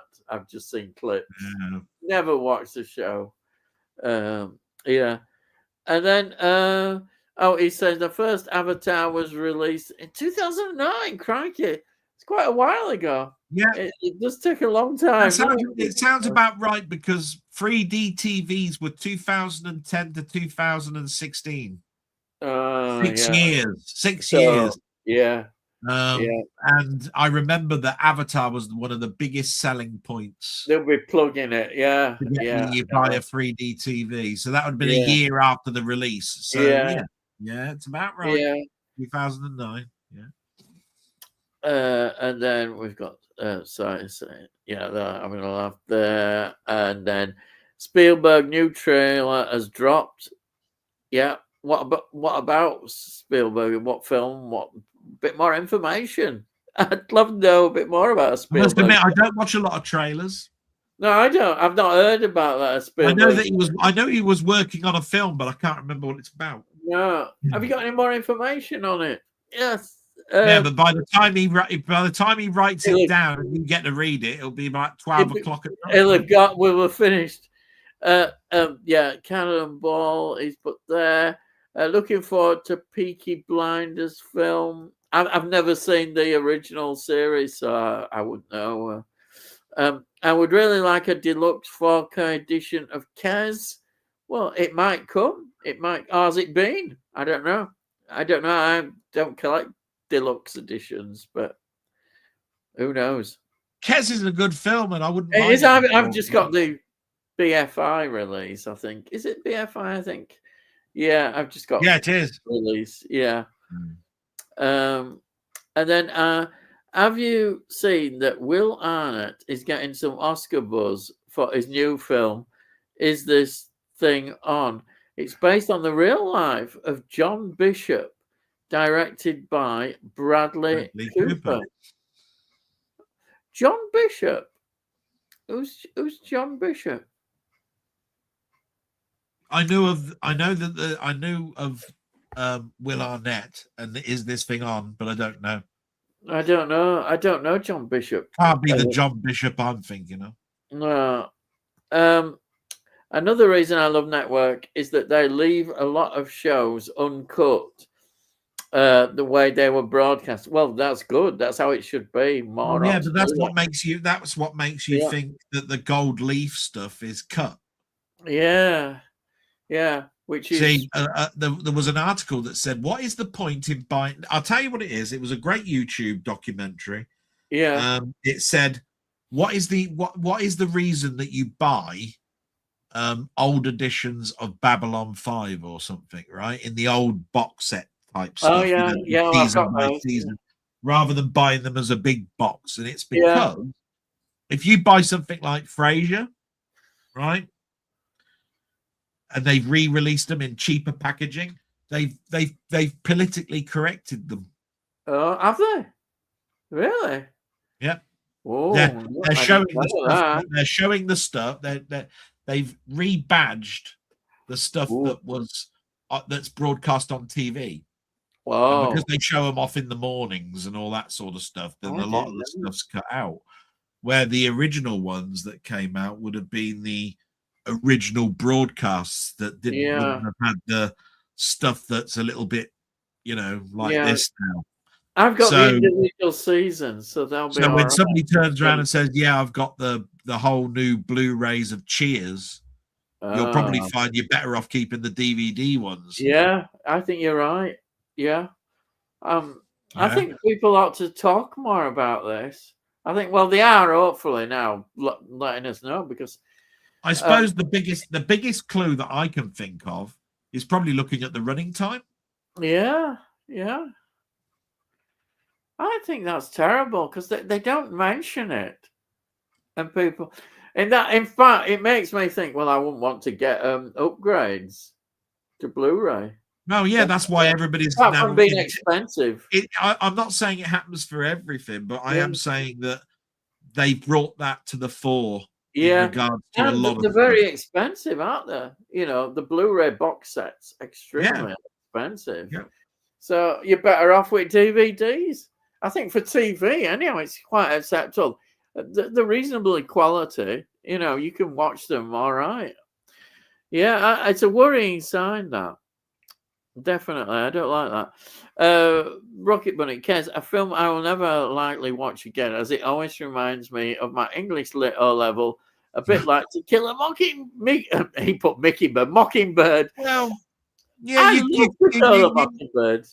can class it in the same way as Lord of the Flies and all of this sort of stuff, as a literal sense of what you watched at school. But Kez is still a great film. It is. Yeah, it's got Brian Glover in it, for goodness sake. Oh wow, that's you sold, isn't it? Bloody Brian Glover again, bastard. Yeah, I haven't got Richard Attenborough in it, but have you mentioned Mr. Mason yet? I mean, could get there. Yeah, I have mentioned Mr. Mason. No.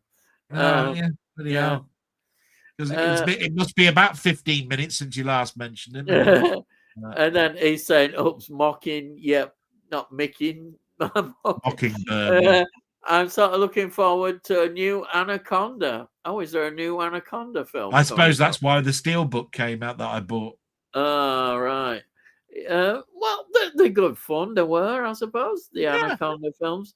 Anaconda looks fun. More than Sharkendo or whatever it is. Yeah. Shit now. Don't want to, if I have to see another one of them, Jesus. Now I'm going to get can't stand any of the Dune films. Oh wow! Out of the room. Go on, off you go. Yeah, piss off. Oh, you bastard.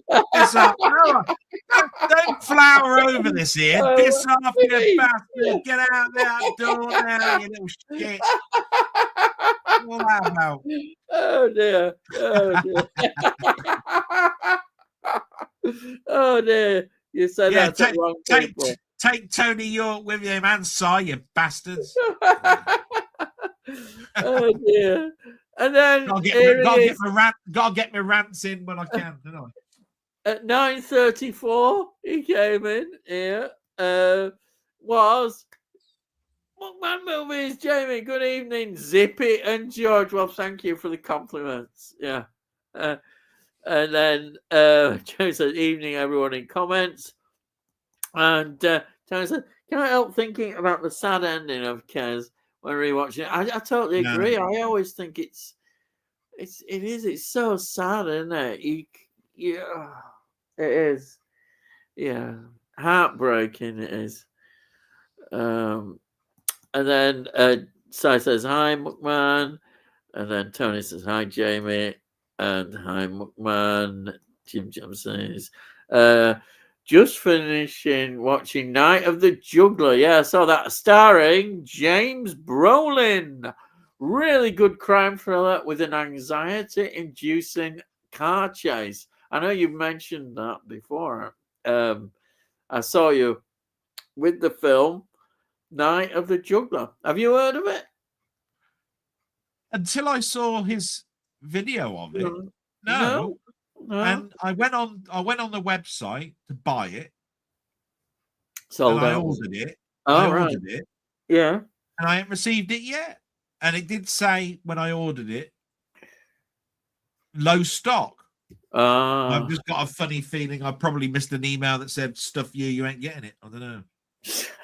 But that's what usually happens to me. Imagine if they did say that. "Stuff you," the rude department. Yeah. Stuff you. You know, I don't muck about with words too much. Yeah, you're not getting it, you bugger. Up yours. You should have got there earlier. Yeah. I just thought of Roaring Xmas special that had the family in stitches, Only Fools and Horses. Oh, Batman and Robin scene.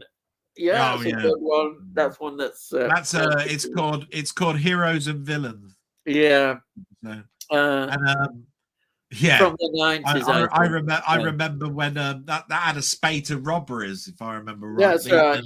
Yeah. And Rodney, or should I say Rooney, because he had copper plate rising or something on his bracelet, wasn't it? Was running away from. Well, no, he was running after this granny that was being mugged or something. And when he finally cornered the person that was doing it, he didn't know what to do and ran away. I do remember that. Oh, dear. And they went to a party, didn't they? And they dressed up as Batman and Robin. And nobody told them that somebody had died or something. Yeah, that's right. And then ITV Morecambe and Wise was average. Jim Jam says. Oh yeah. They lasted one season, I think. Yeah. Joe Brown. Yeah, that was the music from Porridge. Yeah. Also, how can we forget the sad passing of the one and only Stanley Baxter? I must admit, Jim Jam, not somebody I really got into. I know you see spectacular series as it's each to their own, and it's each to their own. Yeah, but I've never made any qualms about it. I just did not get on with Stanley Yeah. Baxter. It's like Mike Yarwood. I Yeah. never ever really got on with Mike Yarwood. He Mm. may have had millions and millions watch him, and it could have been the top show that was on Christmas Day, the Mike Yarwood It probably special and all was that at sort of one stuff, time, right? yeah. And he probably did a fantastic Prince Charles and all of that sort of stuff. But I just did not see him as anything as No. special at all. And Stanley as far as, Baxter dressing up as women and Scottish. well, and all that sort of stuff. when Margaret Thatcher came to power, it ruined his show. It ruined his act. He couldn't do Margaret Thatcher. It was impossible. Everybody I thinks think they brought somebody else on. Margaret Thatcher was a bloke in drag. I think they got another female impressionist, didn't they? Well, Spitting Image probably killed it as well. Yeah, but yeah, he had a good run, did Mike Yarwood? That's what you can say. He had a good run, but he was quite limited, I think, with his impressions. There were just a few that he was really good at. Some of them, others weren't quite as good. I've been watching loads of Xmas films last few days. Yeah, that's good. That's good. That's good to know that. Your thing on Sunday is going to be absolutely accurate, then, isn't it? Yeah. Would love to see Del do a Christmas retro stream. Yeah. Doesn't anybody know that? Doesn't anybody know by now that that's happening? Doesn't anybody know that that's happening now? Yeah, I think they do. No. Yes.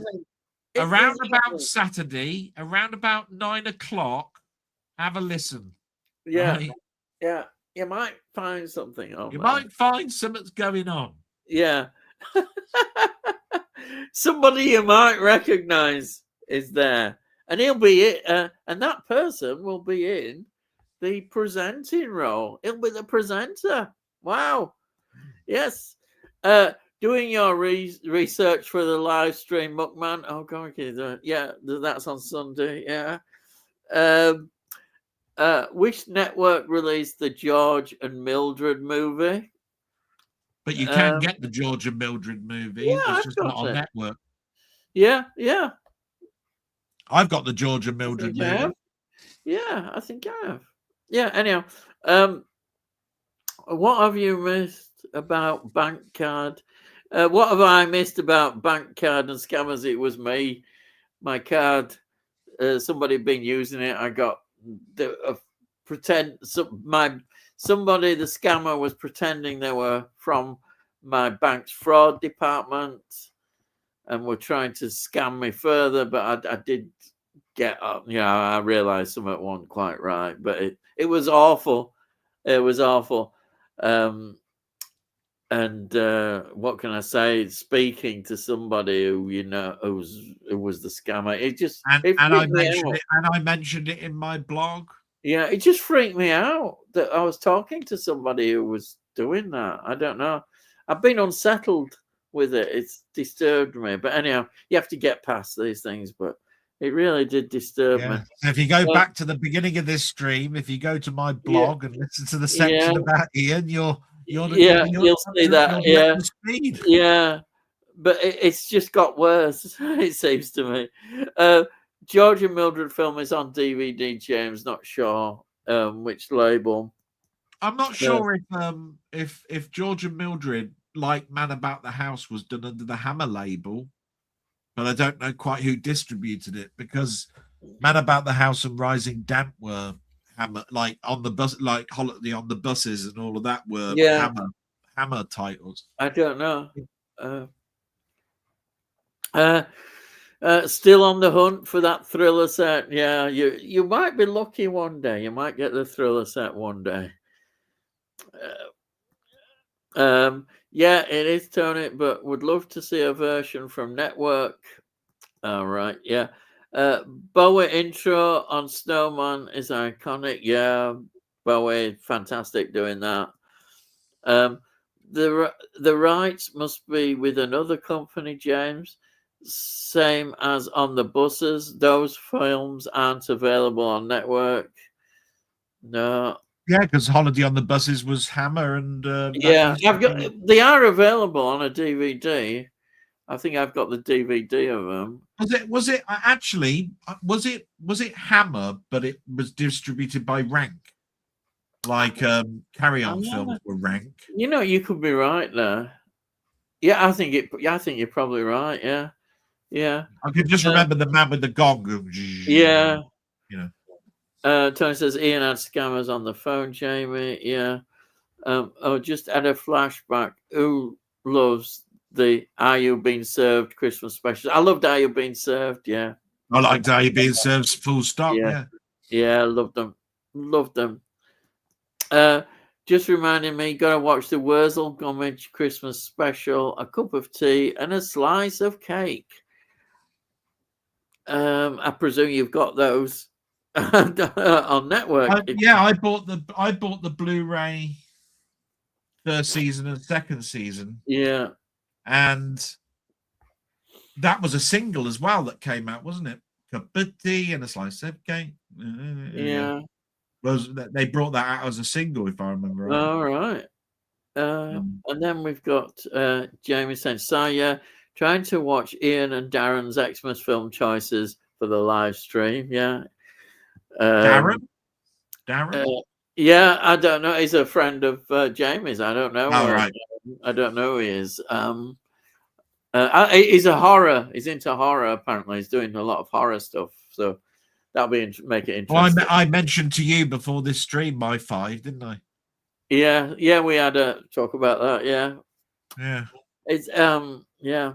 I said, yeah, if I'd have been blessed with being asked, what would I have done? Like that, and hopefully making a joke of it all, you know. Yeah. You're going to send me the old that bastard would have asked me, what would I have done? That little shithead right, would have actually turned around and said, Delboy, do you want to come on and talk about Christmas?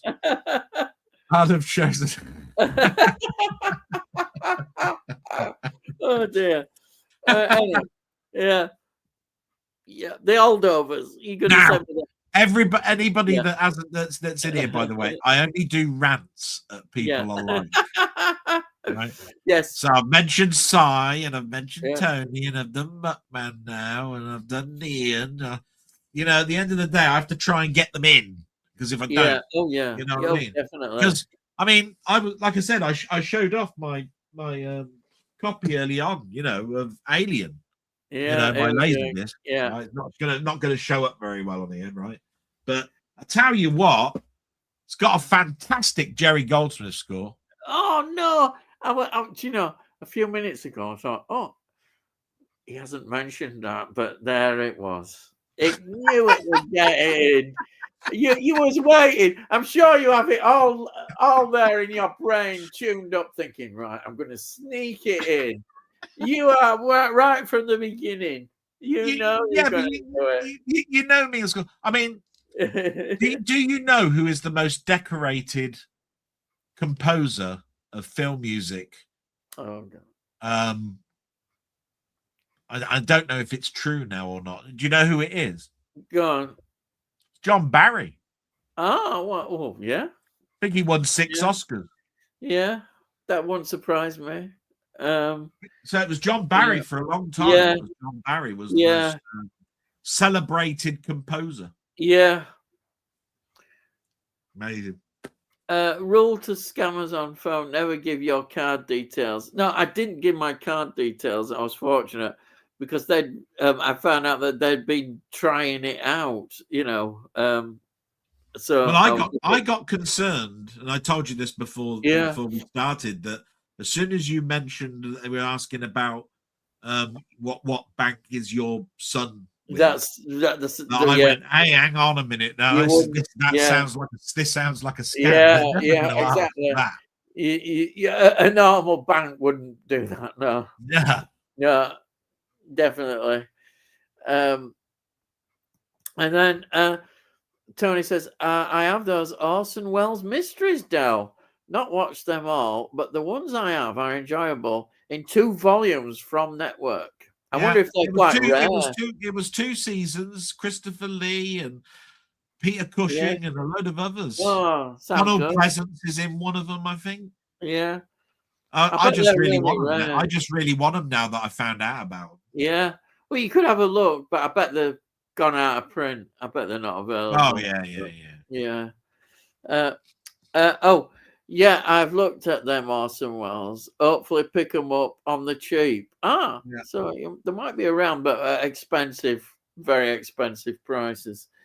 And then James says, I like watching that program on BBC where they track people down who are on the phone with a scammer. It's edge of the seat stuff and real. Yeah, I think I've seen some on YouTube where they try and identify these people, don't they? In India or somewhere in these places. I heard about that show. Yeah.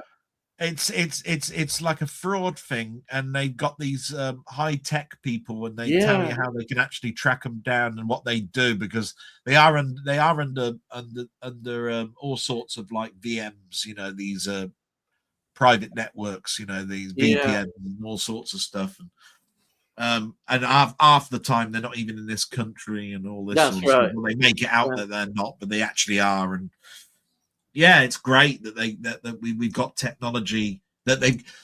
I think what it is that they've got ex scammers that are now helping the police. Yeah. Because I think they have been raided now. Some of these people have been brought to justice, but they like have these call center setups, don't they, in India? And I have seen them where I don't know how they do it, but they managed to get so they can see what's going on at the call center. They must somehow link into their cameras and be able to see. She's pretty clever stuff. Right. Tony says, I wonder how they got your number in, or maybe they just randomly dial numbers. I don't know. I'm sure they could well have been randomly dialing. I don't know. They may have something that does that. I watched The Running Man yesterday, Sai says. I was enjoying it up until the last 15 minutes. Went for a solid 7.5 down to a 5. Oh, that's quite a drop. I haven't seen the film. I haven't seen it. I've ordered it. Yeah. I've heard good things about it. I must admit, if something drops 2.5 because of the last 15 minutes, it must be a drastically bad 15 minutes. Yeah. Especially if it's a 2-hour film. Bloody hell. Yeah. And 7.5 ain't bad. So that is a bit of a drop. Yeah. 3/4. I mean, I'd be happy with that. I'd be happy with 7.5 out of 10 at school. Yeah. I'll be skipping and jumping home. Yeah. You know what I mean? And then this one there. And then favorite Edgar Wright film? Controversial. Mine is Scott Pilgrim. Oh God, I've already mentioned one, haven't I? Baby Driver, haven't I? Ah, right, Scott. What are his other films? What are his? Is it the Saw one? No, he did Running Man. He did the Running Man though. Did he? All right. Not the original one with Arnie. No, the new one. Oh. That's why that question's come about. Yeah. All right. I like the original one so much. I don't know. Baby Driver comes to mind because I remember Baby Driver. Yeah. You know what I mean? Yeah. I don't know. I think Last Night in Soho is an Edgar Wright film. Is it? If it is, it's a brilliant film. So Pretty sure it is. Is it? Right. That's a great. Because when that film came out, I'm pretty sure they referenced Baby Driver. Ah, right. Yeah. No, not in the film. I mean, referenced it as when they were talking about it. This is a great film. Equal to Baby Driver type thing. Yeah. Yeah. Matt Smith is excellent in it. Excellent. Yeah. And then we've got Oh, the Edgar Wallace mysteries are a great series of short films too. Yeah, I've got one of them on a network. Network did loads of these. They're quite good.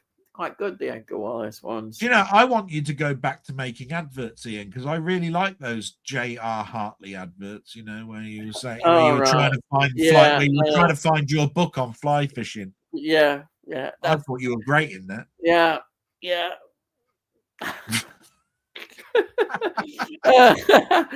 Love those, Jamie. Got 7 volumes, crikey. They did a good job on low budgets. Yeah, they are. Yeah, I should get some more. They're on network, I know. I also watched Sisu 2.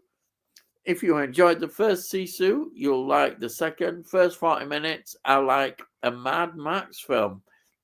All right, so it's pure action. It's pure action, I think.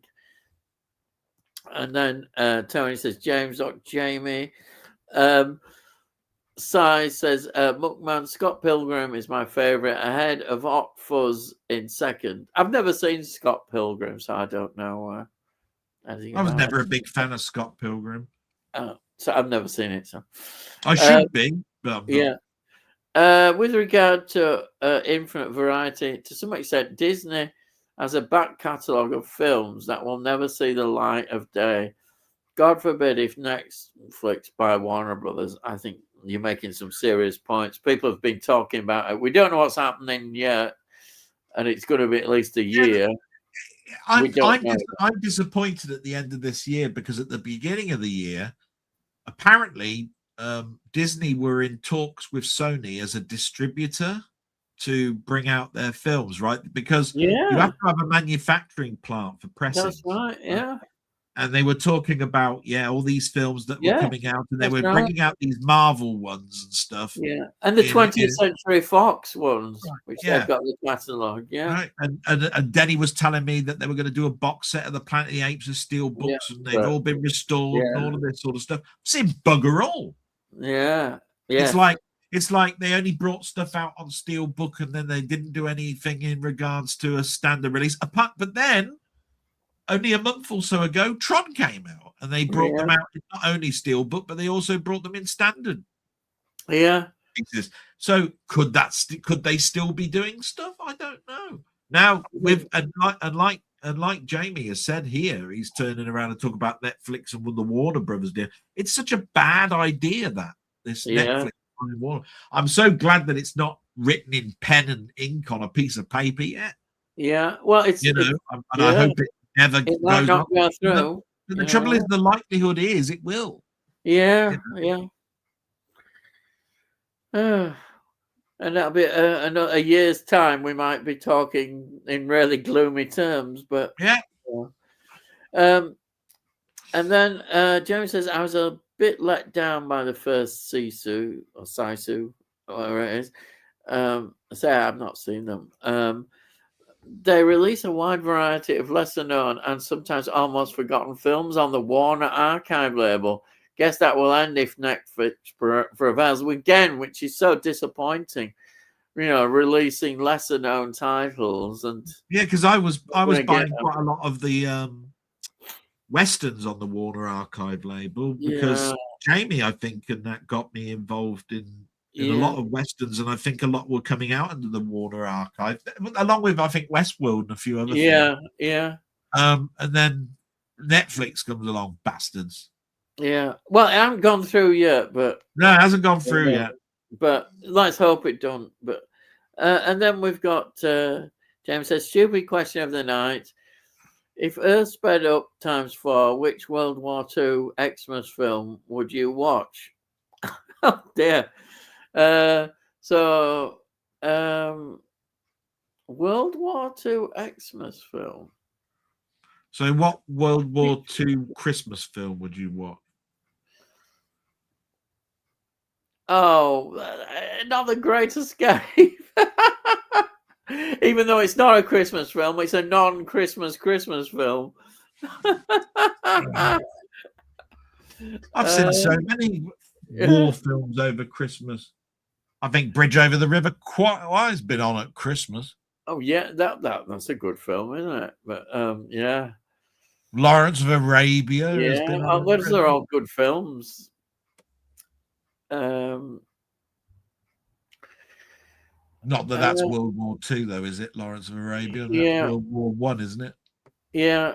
I like Battle of Britain because you get all the different stars making their Well, yeah, appearances. I might turn around and say 633 Squadron or Yeah, Dam that's a Busters good or one. something. Great one. So Dam you say that, Busters.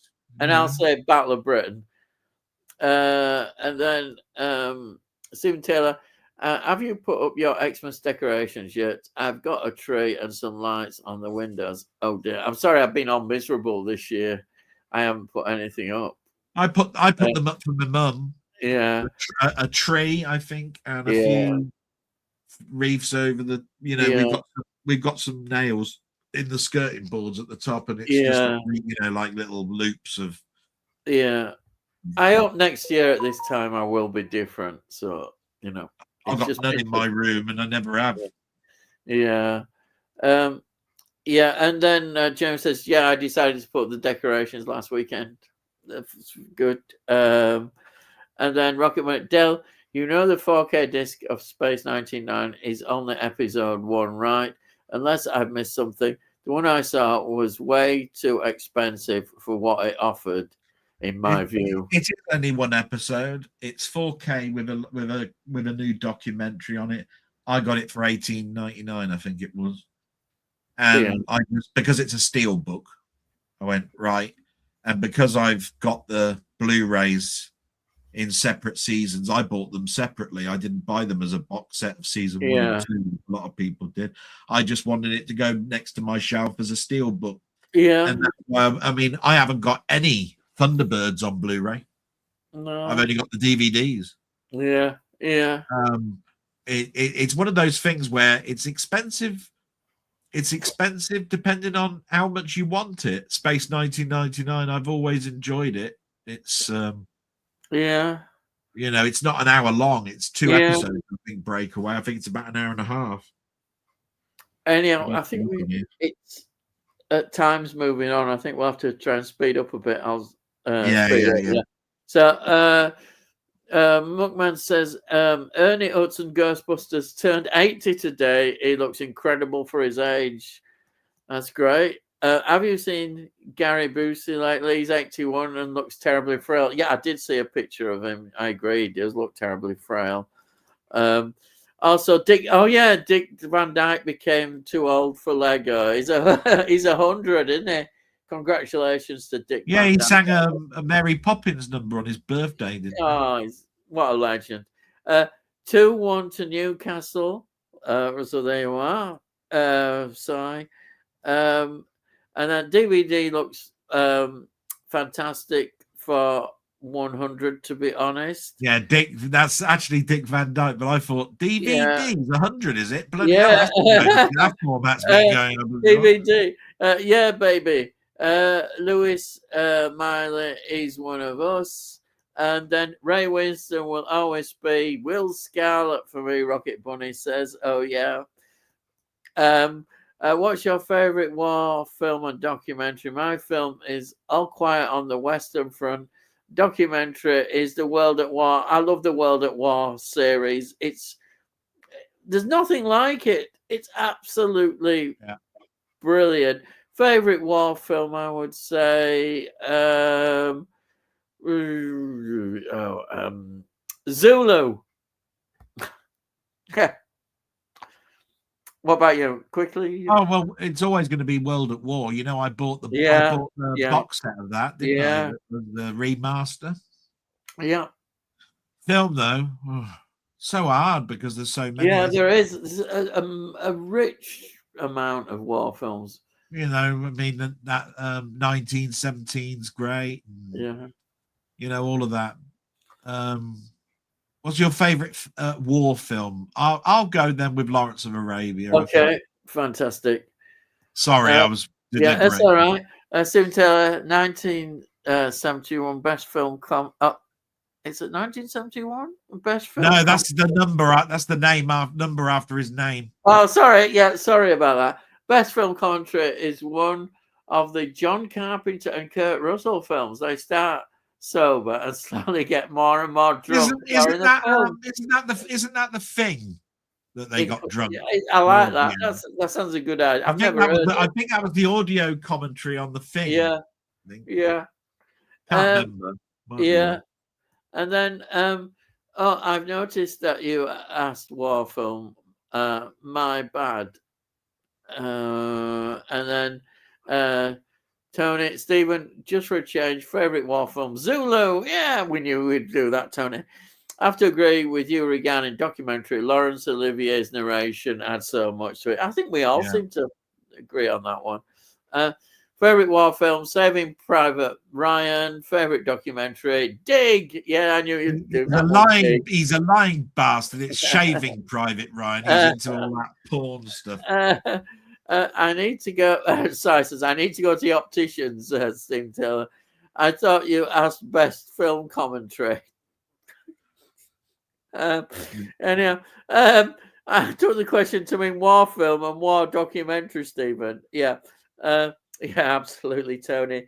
Best war film, Kelly's Heroes, and documentary, World at War, which needs shown in schools. Yeah, I think you're right. No, there isn't. You won't find any. I used to enjoy the program with Jon Snow and his son, where two teams would enact a famous battle. Anyone remember the name of the program? Isn't that wasn't that done with the engine from Total War series? I can't remember. So there was a game called Total War, and it used to be a great engine. You could reenact really? Napoleon and all sorts of battles. Amazing.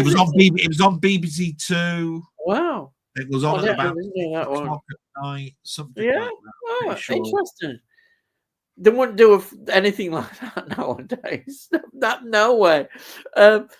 Stephen, as Basil would say, don't mention the war. Mention the war. Stephen, thank the Lord. Yes. I know what to say about that. I sent you a BFI release, Delboy. Yeah, he did. Yeah. And I did a video on it. Yeah. And then Tony, Jamie's Corner incoming on Dell's channel then. It was a while back and he showed it on his blog. Oh yeah, your Jimbo. I actually didn't do it in my blog. I actually did it as a video, as an unboxing. Yeah. No, I did a Delboy's film shorts. Yeah, there you are. He did. And oh yes, saw that, says Tony. And then he won't have watched it. He'll be deep down in his skyscraper of movie tote boxes. I watched the first one, haven't watched the second one. Ah, right. I was very intrigued to know, because when I was doing the Delboy film shorts, it was telling you how the second one came about, and the first film was, it was talking about the same character. It was going to be a totally different film. Yeah. It was going to be a totally different type of film. So it got me intrigued to know what the first film was like. So yeah. Jamie says John Bishop, Scouse comedian. Yeah, he appeared in Doctor Who, actually, as I remember, as well. Yeah.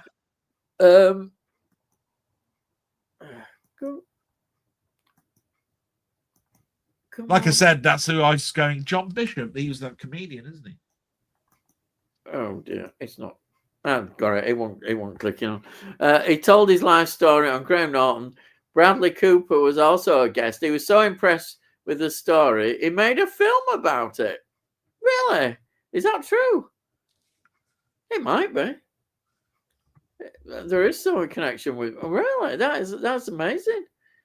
And then I was at the Leeds International Film Festival, but I didn't see it. Right, okay. Do you think there's any decent female comedians? French and Saunders or Victoria Wood, maybe? Shall I tell you one that comes to mind? And I might be totally wrong, but I like Diane Morgan. Now, Diane Morgan does the Kunk series, Philomena Kunk. I'm not seeing that now. Oh, and she's in Motherland and a load of other stuff. She's even in that. I forgot what it's called. Mandy, I think she does a little sketch called Mandy. Yeah, Diane Morgan's great. I like Diane Morgan. Philomena Kunk, I like the best. Philomena Kunk. Right. He used to be on the bloke who did, what's his name? Who did Black Mirror? White. Charlie Brooker White. Charlie Brooker, yeah. So she was the little woman that would come on and do little sketches on the Charlie Brooker White thing. So I like her, Diane Morgan. Do you know if we're going to get any more Black Mirror next year? Now that they did one this year, I hope so. I hope so. I really hope so. I liked this year's. It was good. Yeah, I thought this year's was great. I loved it. And then we've got Rocket Bunny. So it goes without saying that Del is Zippy and Ian is George. Right. Well, thank you very much. Sam Muckman, I can't get that image out of my mind. I used to enjoy Mike Yarwood, but never found Stanley Baxter very funny. Yeah, Stanley Baxter, I agree.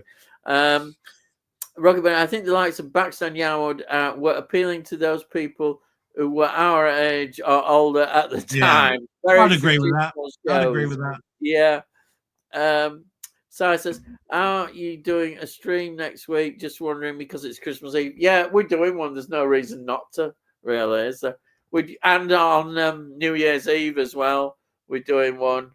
And we might have a special guest as well on that New Year's Eve one, which you'll see.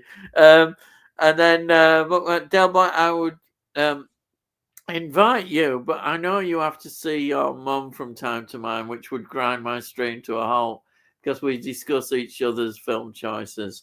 That's the only reason I haven't invited you. So that there you are. I know. I've already said it was. I've already answered that one. Yeah. But I will say this. Yeah. This is the reason why when I'm doing my stream, it's going to be at 9:00. Yeah. The other thing is that if something goes between 7 and 9, then it's a bit difficult because 8:15 is when I have to go. But that doesn't mean that you can't come on and do an hour. Yeah. And go, there's my 5. Thanks very much for inviting me on, guys. Back on. And you can do all sorts of different formats and stuff. Yeah. But it's down to the person's. Yeah. And it's what times everybody's different times. But it's how a person structures and it's their channel. So you do it. Exactly. At the end of the day, I'm never going to turn around and say, oh, you could have done it this way. I ain't going to do that, am I? Sorry. I mean, it's a joke, Jamie. Don't worry about it. I would be honoured to be on anybody's channel for 15 minutes. And then you put your thumb up there and don't answer it. It's a sarcastic question. Tony, I was thinking that, Jamie, but didn't like to say it in case I was wrong. And then it was a question in keeping with a certain account that is missing tonight. As Basil would say again, I mentioned the wall once, but I think we got away with it. Yes, I like that. I don't like to see any person gone, but I must admit, I think it's gone much more smoothly tonight. Yeah, it has. Yeah, a certain account was also on Darren's channel last week asking stupid questions unrelated to topic Darren was discussing with his guest. That's a friend of Jamie's. Yeah, 3 billion women in the world, and we get us in. Says Darren is only Sans YouTube channel. He also does the Slaughtered Lamb podcast on YouTube too. Okay. Yeah. I'll have to remember these so I can go and have a look. Rocket Bunny, I had a bit of a U-turn on my preconceptions of the new Who spin-off War Between the Land and Sea. 2 episodes in, and I have to say it's better than any Who since before Jodie Whittaker. I haven't watched it yet. I'm sort of waiting to watch it all. I've got 4 episodes recorded, and the last one is on Sunday. Oh, right. The 2 lead actors are actually very good. Unit is the letdown with over-representation and very cringe attempts at BBC Marvel humour. Oh dear, you kind of made me. Anyhow, I'll make my own mind up, but that didn't sound very good. I think somebody said that there's a fight between the army and Unit on how it all works, and but we all know who the lead is, don't we? Because he was in Doctor Who. He was in the village, the thing of the damned, wasn't it? Tofi or something. Toby. He's the guy who was in Being Human and all of that, wasn't he? Yeah. I've forgotten his name. Yeah. He's one of, dare I say it, Russell T Davies' favourites. That's why he's in it. Favourites. He's in it. I caught a few minutes of a live on Monday evening by another UK film channel. They were on there doing exactly the same, were they? Oh God, yeah. Sorry, yeah. But a certain person who asked peculiar questions had a go at me on Monday on another live stream. She got blocked from the channel. Oh dear. Favorite war film: Saving Private Ryan. Favorite doc: The Vietnam War, a film by Ken Burns and Lynn Novick, 18-episode documentary, the most detailed account of the war I've ever seen. Oh, wow. It's amazing that when we were talking about the war films, and it wasn't particularly about World War II, nobody's brought up a good one for the Vietnam, and yet there were tons of those. Oh, yeah, lots of them. Yeah. It's amazing that we've gone back to the epics of World War II and World War I and all of that sort of stuff. And the Vietnam War is quite a few years ago now, isn't it? It's a long time. I mean, you've got Apocalypse Now and all sorts that you can. Deer Hunter is my favourite. Yeah. And yet nobody's mentioned them. They're not even in the light. Yeah. So we've got Cy laughing there, and then we've got Very Strange Person. That was the stream I caught a few minutes of. Cy Tony says. Anyway, I think these chaps will want to go to bed, so this is my last comment. Good night, Jamie. Good night. Thank you for joining us. Yep, thank you so much. Dinah Morgan is the best female comedian working today, in my think so. honest opinion.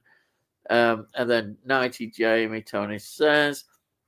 Rocket Money, favourite female comedian for me is Sarah Milligan. Yeah, I forgot about her. She can be all right. Yeah, genuine belly laughs at her, but she's filthy live sometimes. Yeah, she's all right. I've seen her on YouTube a bit. Night Muckman, Sai says, see you all on Sunday 7 p.m. and hang on back. Why doesn't somebody say see you all on Saturday at 9 p.m? Yes. I was so big. I actually bigged up Muckman right at the beginning of this stream. I turned around and said, "By the way, I just want to wish Muckman and Ian the best of luck on Sunday, right at 7 o'clock, whatever it is, right." No buggers could turn around and say, "I wish you well, Delboy, at Saturday at 9 o'clock." Yeah, I did mention you earlier on, but and yet nobody's still done that. But we'll mention it again. Why not? Don't forget tomorrow to tune in 9 p.m. tomorrow, and you'll have yourself a grand time. Saturday, yeah, Saturday. Sorry, Saturday, not tomorrow. No, don't go in tomorrow. Saturday. Bloody Thursday. Jesus. Yeah, I told you I'm all confused this week. I don't know where I am. Where am I? Saturday, 9 o'clock. Be there or be square. Yeah. I doubt if I'll see Cy or any of those, but you'll be there. I hope so. Yeah. It's always called the Bar Humbug Extravaganza. Bar Humbug. It's a tradition. And then we've got 20th Century Gaming. Hey, my friend. Lad, have you ever discussed Tales of the Unexpected? If so, what are your 3 fave episodes? I do love the Tales of the Unexpected. I love Tales of the Unexpected. I've got them all. One thing I've actually got. Can you think of three straight away? I know I can think of a couple. There's the one with the bees. Yeah. Royal jelly. Royal jelly. Yeah. The one with the cooking one. The one who gets murdered. Brian, the one with Brian Blessed as the investigator, and she killed him with a piece of that's right. Yes, they ate the evidence. Yeah, that's right. There's that one I remember, and I know. There's one where a bloke makes this bet. It says if he loses the bet, the toss a coin, then he can cut a finger off. He'll cut. That's the very first episode. Do you know that's the very first episode? Is it? Is it? I didn't know that. I just remember that one because I was there on edge of my seat. What was going to happen? There's so many for me. The Royal Jelly is obviously a well-known one. Yeah, the finger one. I like quite a few. Yeah. There's one called Fly Paper. Yeah. Which is about a girl that is running away from a bloke who's been accused of stealing children. And she gets stuck. She gets off of the bus, and this bloke follows her, and this woman says, "Go away, you disgusting old man," or whatever it is. Yeah. She gets them back to her caravan where she could make a phone call. They were actually husband and wife, and they'd caught her, so it was called Fly Paper. There's Peter Cushing. He was in one where there's a Peter Cushing one where they were talking outside a prison camp where he was talking about how he used to be fencing and he had killed somebody with. He's a Nazi, isn't he? An ex-Nazi. I think. There's another one where it's about a Russian officer and a Russian lady who's having her next baby, and she miscarried all the times before. This time she didn't miscarriage, and they were signing the form for the baby's birth, and its surname was Hitler. Oh, right. Excellent. Yeah.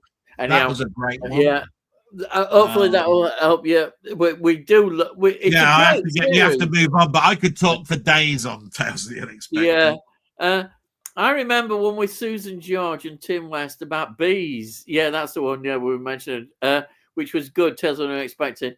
I have most of them except the later US influenced ones. Yeah. Could you class Forrest Gump as a Vietnam War film? I think you can. Yeah. And then Rocky Bunny, the female Sea Devil character really had me worried, looking too human in the trailers. But the actress is playing it very well. Reminds me of Emilia Clarke playing Daenerys. No, it's Daenerys Targaryen. Well, thank you for doing that, pronouncing that. From Game of Thrones. Oh, right. I've never watched Game of Thrones. But yeah, I'm intrigued to watch it, this spin-off. Yeah, I am intrigued by it. Wish you well, Del, for 9 p.m. on Saturday. Thank you.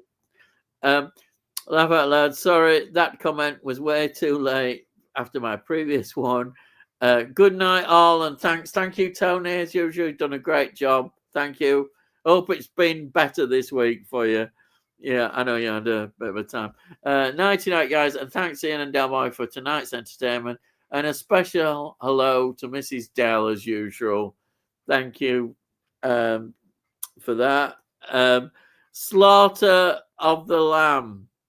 I think that's what the episode was called. Yeah, the Lamb, yeah. And then 20th Century Game says cheers. And then what's Del doing Saturday 9 p.m.? Go on, publicize it to him.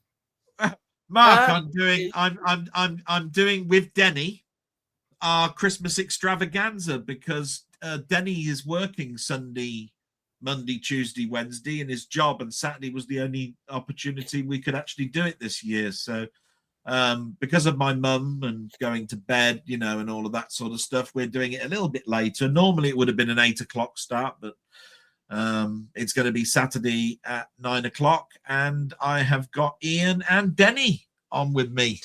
We're going to be the Grumpy ghosts of old man. Christmas past, present, and future, I suppose. Yeah. Really. So there you are, the Bar Yeah. Humbug extravaganza. Brilliant. And Rocket Bunny, good night, guys. Thanks for the entertaining comment and chat this evening. Enjoy our streams this weekend. Thank you so much, Rocket Bunny. Oh, Rocket Bunny, he's such a nice bloke. So much. I missed him last Sunday. I was there, but unfortunately, I missed him. Yeah. And then 20th Century Gaming says, cool. Is that the end? Yeah, that's it. We've reached the end of the comments. Thank you, everyone who's been watching us, who's made comments. We always love doing this. And thank you, as always, to Delboy. It's been great. Thank you so much. I won't be able to do it without you. I do say it. You provide all this knowledge. I do feel honoured, Ian, when you say something like that. You do. You've got the knowledge. Ian, now hang on a minute. I have to keep turning around and saying you got damn sight more knowledge than I have. No, I've had to prove my worth by showing laser discs tonight to show that I actually love it. I love you. Far, you know. Yeah, I love it. Because I know you haven't got time, to make videos and things like that. Really, now it's more difficult. But at one time, I said, "Oh, you should be able to do this some videos with your laser disc." But it's nice that you've shown us some. It's just nice to see them. So that was really good.